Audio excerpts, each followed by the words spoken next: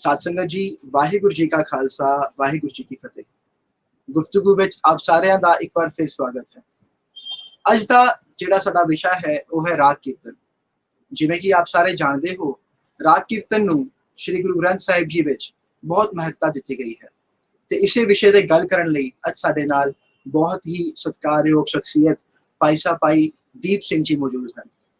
ਭਾਈ ਸਾਹਿਬ ਜੀ ਨੇ ਗੁਰਮਤਿ ਸੰਗੀਤ ਵਿੱਚ MA ਅਤੇ ਡਿਪਲੋਮਾ ਪੰਜਾਬੀ ਯੂਨੀਵਰਸਿਟੀ ਪਟਿਆਲਾ ਤੋਂ ਕੀਤਾ ਹੈ ਅਤੇ ਨਾਲ ਹੀ ਭਾਈ ਸਾਹਿਬ ਜੀ ਇਸ ਵੇਲੇ ਸੀਨੀਅਰ ਮਿਊਜ਼ਿਕ ਟੀਚਰ ਵਜੋਂ ਸ਼੍ਰੀ ਗੁਰੂ ਗ੍ਰੰਥ ਸਾਹਿਬ ਜੀ ਵਿਦਿਆ ਕੇਂਦਰ ਮਹਿਰੋਲੀ ਦਿੱਲੀ ਵਿਖੇ ਸੇਵਾ ਨਿਭਾ ਰਹੇ ਹਨ ਅਤੇ ਨਾਲ ਹੀ ਭਾਈ ਸਾਹਿਬ ਜੀ ਨੇ ਕਈ ਜਗ੍ਹਾਵਾਂ ਤੇ ਕੀਰਤਨ ਦੀ ਸੇਵਾ ਵੀ ਦੇਸ਼ਾਂ ਵਿਦੇਸ਼ਾਂ ਵਿੱਚ ਨਿਭਾਈਆਂ ਹਨ ਅਤੇ ਨਾਲ ਹੀ ਭਾਈ ਸਾਹਿਬ ਜੀ ਨੂੰ ਸ਼੍ਰੀ ਦਰਬਾਰ ਸਾਹਿਬ ਹਰਮੰਦਰ ਸਾਹਿਬ ਅੰਮ੍ਰਿਤਸਰ ਵਿਖੇ ਕੀਰਤਨ ਕਰਨ ਦੀ ਜਿਹੜੀ ਖੁਸ਼ਕਿਸਮਤੀ ਹੈ ਉਹ ਵੀ ਪ੍ਰਾਪਤ ਹੋਈ ਹੈ।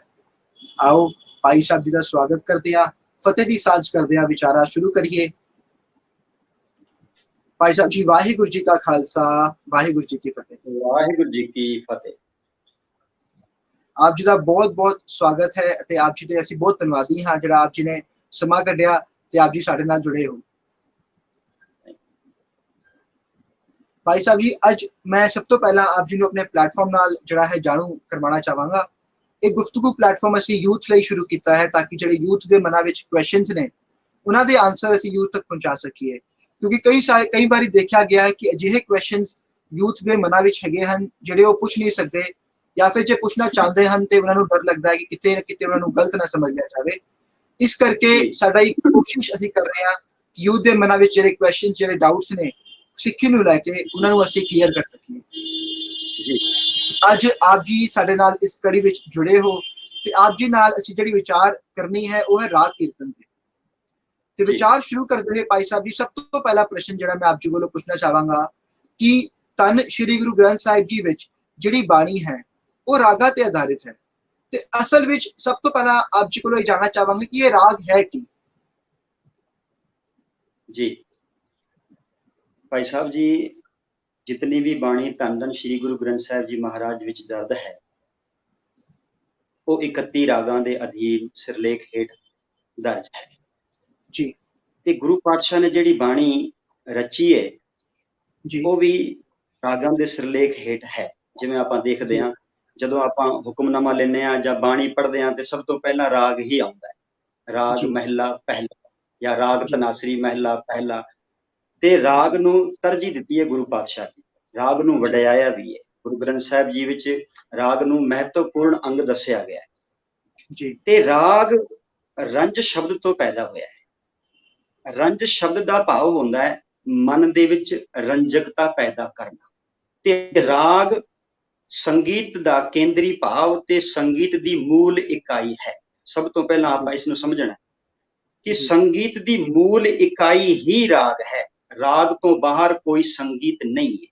गायन होवे भावें वादन होवे, जितना भी तंती साज बज रहा है या जो भी संगीत गाया जा रहा है बजाया जा रहा है, भावें वो लोक संगीत होवे भावें शास्त्रीय संगीत होवे भावें किसी प्रकार का भी कोई संगीत होवे, वो राग दे अधीन ही आउंदा है, राग तो बाहर नहीं आउंदा। ते दूजी गल ये है कि राग दे कुछ अपने नियम हुंदे ने। जिवें शास्त्रां दे विच जिस सुर दे अधीन जिस तरतीब दे नाल जिहड़ा राग एक बारी रख दिता गया है उहनूं असीं नहीं बदल सकदे जी। उसदा वादी समाधि भी वही रहेगा, ओहदे आरो अवरो भी वही रहणगे, ओहदा गायन समा भी वही रहेगा ते ओहदी जाति भी वही रहेगी जो शास्त्रां दे विच लिखी गई है। जिवें थोड़ा जिहा आपां विचार करिए, जिवें भैरव राग मन लईए जी ते भैरव राग संपूर्ण जाति दा राग है। जी ਇਹਦੇ ਵਿੱਚ ਰਿਸ਼ਭ ਤੇ ਧੈਵਤ ਕੋਮਲ ਲੱਗਦੇ ਨੇ ਤੇ ਇਹ ਦੋਨੋਂ ਵਾਦੀ ਸੰਵਾਦੀ ਵੀ ਹਨ ਤੇ ਇਹਨਾਂ ਦਾ ਗਾਇਨ ਸਮਾਂ ਪ੍ਰਾਤੇ ਕਾਲ ਦਾ ਹੈ। ਤੇ ਹੁਣ ਜਿਹੜੀਆਂ ਸੱਤ ਸੁਰਾਂ ਸ਼ੁੱਧ ਲੱਗ ਰਹੀਆਂ ਨੇ, ਜਿਹੜੀਆਂ ਬਾਕੀ ਸੁਰਾਂ ਸ਼ੁੱਧ ਲੱਗ ਰਹੀਆਂ ਨੇ ਰਿਸ਼ਭ ਤੇ ਧੈਵਤ ਤੋਂ ਬਿਨਾਂ ਜੀ, ਉਹਨਾਂ ਨੂੰ ਅਸੀਂ ਬਦਲ ਨਹੀਂ ਸਕਦੇ, ਤਬਦੀਲ ਨਹੀਂ ਕਰ ਸਕਦੇ। ਉਹ ਭੈਰਵ ਰਾਗ ਜਿਸ ਤਰ੍ਹਾਂ ਲਿਖਿਆ ਗਿਆ ਹੈ ਗੁਰੂ ਗ੍ਰੰਥ ਸਾਹਿਬ ਜੀ ਵਿੱਚ ਜਾਂ ਸ਼ਾਸਤਰਾਂ ਦੇ ਵਿੱਚ ਉਹ ਉਸੇ ਤਰ੍ਹਾਂ ਰਹੇਗਾ। ਹਾਂ, ਇਹ ਗੱਲ ਵੱਖਰੀ ਹੈ ਕਿ ਭੈਰਵ ਅੰਗ ਤੋਂ ਅਸੀਂ ਕੁਝ ਸੁਰਾਂ ਤਬਦੀਲ ਕਰਕੇ ਬਦਲ ਕਰਕੇ ਕੋਈ ਹੋਰ ਰਾਗ ਬਣਾ ਸਕਦੇ ਹਾਂ, ਪਰ ਜਿਹੜਾ ਨਿਰਧਾਰਿਤ ਰਾਗ ਹੈ ਉਸ ਦੀਆਂ ਸੁਰਾਂ ਨੂੰ ਅਸੀਂ ਨਹੀਂ ਬਦਲ ਸਕਦੇ, ਉਹ ਉਸੇ ਤਰ੍ਹਾਂ ਹੀ ਰਹੇਗਾ। ਤੇ ਰਾਗ ਦਾ ਜੇ ਅਸਲੀ ਭਾਵ ਆਪਾਂ ਸਮਝੀਏ ਨਾ ਤੇ ਕੁਝ ਸੁਰਾਂ ਐਸੀਆਂ ਸੁਰਾਂ ਜਿਹੜੀਆਂ ਮਨ ਦੇ ਵਿੱਚ ਰੰਜਕਤਾ ਪੈਦਾ ਕਰਨ, ਮਨ ਦੇ ਵਿੱਚ ਖੇੜਾ ਪੈਦਾ ਕਰਨ, ਮਨ ਦੇ ਵਿੱਚ ਵਿਕਾਸ ਪੈਦਾ ਕਰਨ। ਜੇ ਆਪ ਜੀ ਤੁਸੀਂ ਦੇਖਣਾ, ਕਈ ਵਾਰੀ ਰਾਗ ਐਸੇ ਐਸੇ ਹੁੰਦੇ ਹਨ, ਜੇ ਆਪਾਂ ਉਹਨਾਂ ਨੂੰ ਗਾਈਏ ਨਾ ਤੇ ਕਈ ਵਾਰੀ ਬੈਰਾਗਮਈ ਸੁਰਾਂ ਲੱਗਦੀਆਂ ਨੇ ਤੇ ਉਹਦੇ ਵਿੱਚ ਬੈਰਾਗ ਪੈਦਾ ਹੋ ਜਾਂਦਾ ਹੈ। ਤੇ ਕੁਝ ਰਾਗ ਐਸੇ ਹੁੰਦੇ ਨੇ ਜਦੋਂ ਅਸੀਂ ਉਹਨਾਂ ਨੂੰ ਗਾਈਏ ਤੇ ਉਹ ਖੇੜਾ ਪੈਦਾ ਕਰ ਦਿੰਦੀਆਂ ਨੇ। ਜਿਵੇਂ ਆਪਾਂ ਸ਼੍ਰੀ ਰਾਗ ਗਾਈਏ, ਮੁੱਢਲਾ ਪਹਿਲਾ ਰਾਗ ਗੁਰੂ ਗ੍ਰੰਥ ਸਾਹਿਬ ਜੀ ਮਹਾਰਾਜ ਜੀ ਵਿੱਚ ਹੈ, ਨਿਯਮ ਦੇ ਅਨੁਸਾਰ ਇਹ ਸਾਰੇ ਰਾਗ ਰੱਖੇ ਵੀ ਗਏ ਹਨ। ਤੇ ਜਦੋਂ ਆਪਾਂ ਉਹਨੂੰ ਗਾਈਏ ਤੇ ਮਨ ਦੇ ਵਿੱਚ ਨਾ ਖੇੜਾ ਪੈਦਾ ਹੋ ਜਾਂਦਾ ਹੈ, ਮਨ ਖੁਸ਼ ਹੋ ਜਾਂਦਾ ਹੈ। ਤੇ ਇਹ ਰਾਗ ਦਾ ਆਪਣਾ ਇੱਕ ਮੂਲ ਨਿਯਮ ਹੁੰਦਾ ਹੈ, ਆਪਣਾ ਇੱਕ ਸਿਧਾਂਤ ਹੁੰਦਾ ਹੈ ਜੀ। ਜੀ ਬਿਲਕੁਲ। ਤੇ ਭਾਈ ਸਾਹਿਬ ਜੀ, ਜਿਹੜਾ ਸ਼੍ਰੀ ਗੁਰੂ ਗ੍ਰੰਥ ਸਾਹਿਬ ਜੀ ਵਿੱਚ ਪਾਤਸ਼ਾਹ ਨੇ ਬਾਣੀ ਉਚਾਰੀ, ਤੇ ਇਹ ਬਾਣੀ ਪਾਤਸ਼ਾਹ ਜੀ ਨੇ ਰਾਗਾਂ ਦੇ ਆਧਾਰਿਤ ਕਿਉਂ ਉਚਾਰੀ?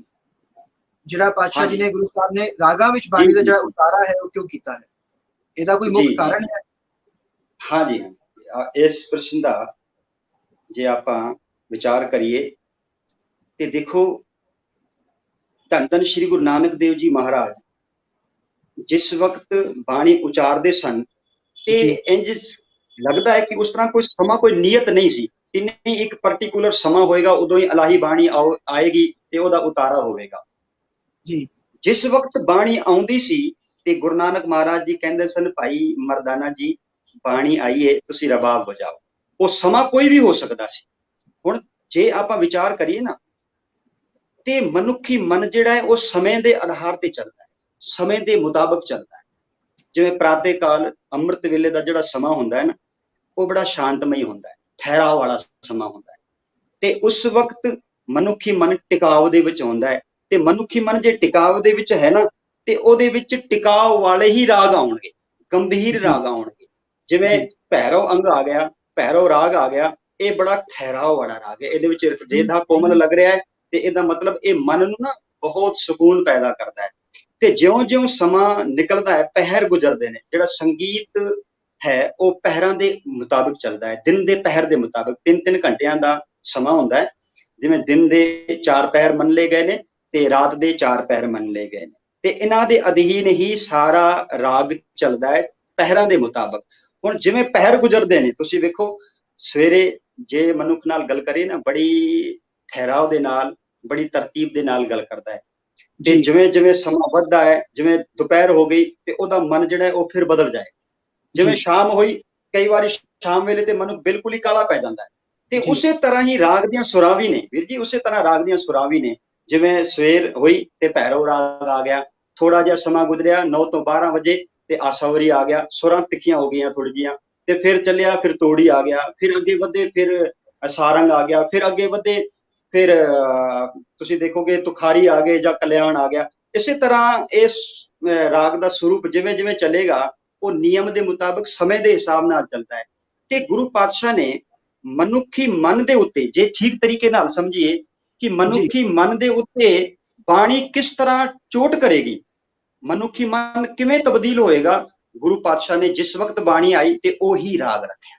ਮੂਲ ਨਿਯਮ ਇਹ ਹੈ। ਕਾਰਨ ਇਹ ਹੈ ਕਿ ਗੁਰੂ ਪਾਤਸ਼ਾਹ ਨੇ ਰਾਗ ਉਹੀ ਲਿਆ ਕਿ ਇਸ ਵਕਤ ਜੇ ਬਾਣੀ ਆਈਏ ਤੇ ਇਸ ਰਾਗ ਦੇ ਉੱਤੇ ਜੇ ਰੱਖੀ ਜਾਏਗੀ ਤਾਂ ਮਨੁੱਖੀ ਮਨ ਦੇ ਉੱਤੇ ਅਸਰ ਕਰੇਗੀ। ਬਸ ਇਹ ਕਾਰਨ ਹੈ ਕਿ ਮਨੁੱਖੀ ਮਨ ਨੂੰ ਕਿਸੇ ਤਰੀਕੇ ਦੇ ਨਾਲ ਸਿੱਧਾ ਕਰ ਸਕੀਏ, ਮੋੜ ਸਕੀਏ, ਪਰਮਾਤਮਾ ਵਾਲੇ ਪਾਸੇ ਜੋੜ ਸਕੀਏ। ਗੁਰੂ ਪਾਤਸ਼ਾਹ ਨੇ ਰਾਗ ਨੂੰ ਪ੍ਰਮੁੱਖਤਾ ਦਿੱਤੀ, ਰਾਗ ਨੂੰ ਰੱਖਿਆ ਜੀ। ਤੇ ਭਾਈ ਸਾਹਿਬ ਜੀ, ਰਾਗਾਂ ਦਾ ਰਿਤੂਆਂ ਨਾਲ ਕੀ ਸੰਬੰਧ ਹੈ? ਕਿਉਂਕਿ ਦੇਖਿਆ ਜਾਂਦਾ ਹੈ ਕਿ ਕਿਹਾ ਜਾਂਦਾ ਹੈ ਰਿਤੂਆਂ ਨਾਲ ਬਹੁਤ ਜਿਹੜਾ ਡੂੰਘਾ ਸੰਬੰਧ ਹੈ ਰਾਗਾਂ ਦਾ। ਤੇ ਆਪ ਜੀ ਕੋਲ ਜਾਣਨਾ ਚਾਹਾਂਗੇ ਰਾਗਾਂ ਦਾ ਰਿਤੂਆਂ ਨਾਲ ਕੀ ਸੰਬੰਧ ਹੈ? ਹਾਂਜੀ, ਦੇਖੋ ਜਿਵੇਂ ਆਪਾਂ ਹੁਣੇ ਵਿਚਾਰ ਕੀਤੀ ਕਿ ਮਨੁੱਖੀ ਮਨ ਜੀ ਇਸ ਤਰੀਕੇ ਨਾਲ ਮੌਸਮ ਹੁੰਦਾ ਹੈ, ਉਸੇ ਤਰੀਕੇ ਦੇ ਨਾਲ ਤਬਦੀਲ ਵੀ ਹੁੰਦਾ ਹੈ। ਹੁਣ ਜਿਵੇਂ ਬਹੁਤ ਜ਼ਿਆਦਾ ਗਰਮੀ ਪੈ ਰਹੀ ਹੋਵੇ ਤੇ ਮਨੁੱਖੀ ਮਨ ਕਾਲਾ ਪੈ ਰਿਹਾ ਹੋਵੇ, ਉਹਦੇ ਵਿੱਚੋਂ ਫਿਰ ਕੀ ਹੋਏਗਾ, ਰਾਗ ਪੈਦਾ ਨਹੀਂ ਹੋਏਗਾ। ਦੇਖੋ ਜਦੋਂ ਰਾਗ ਦੇ ਨਾ ਗਾਉਣ ਦੇ ਵੀ ਕੁਝ ਨਿਯਮ ਹੁੰਦੇ ਨੇ।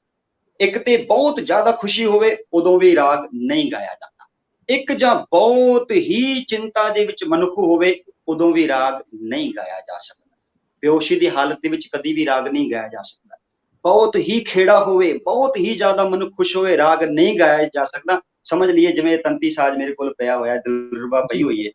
ਹੁਣ ਇਹਦੇ ਤਾਰ ਬਹੁਤੇ ਢਿੱਲੇ ਹੋ ਜਾਣ ਨਾ, ਉਹਦੇ ਵਿੱਚੋਂ ਨਾਦ ਨਹੀਂ ਨਿਕਲੇਗਾ।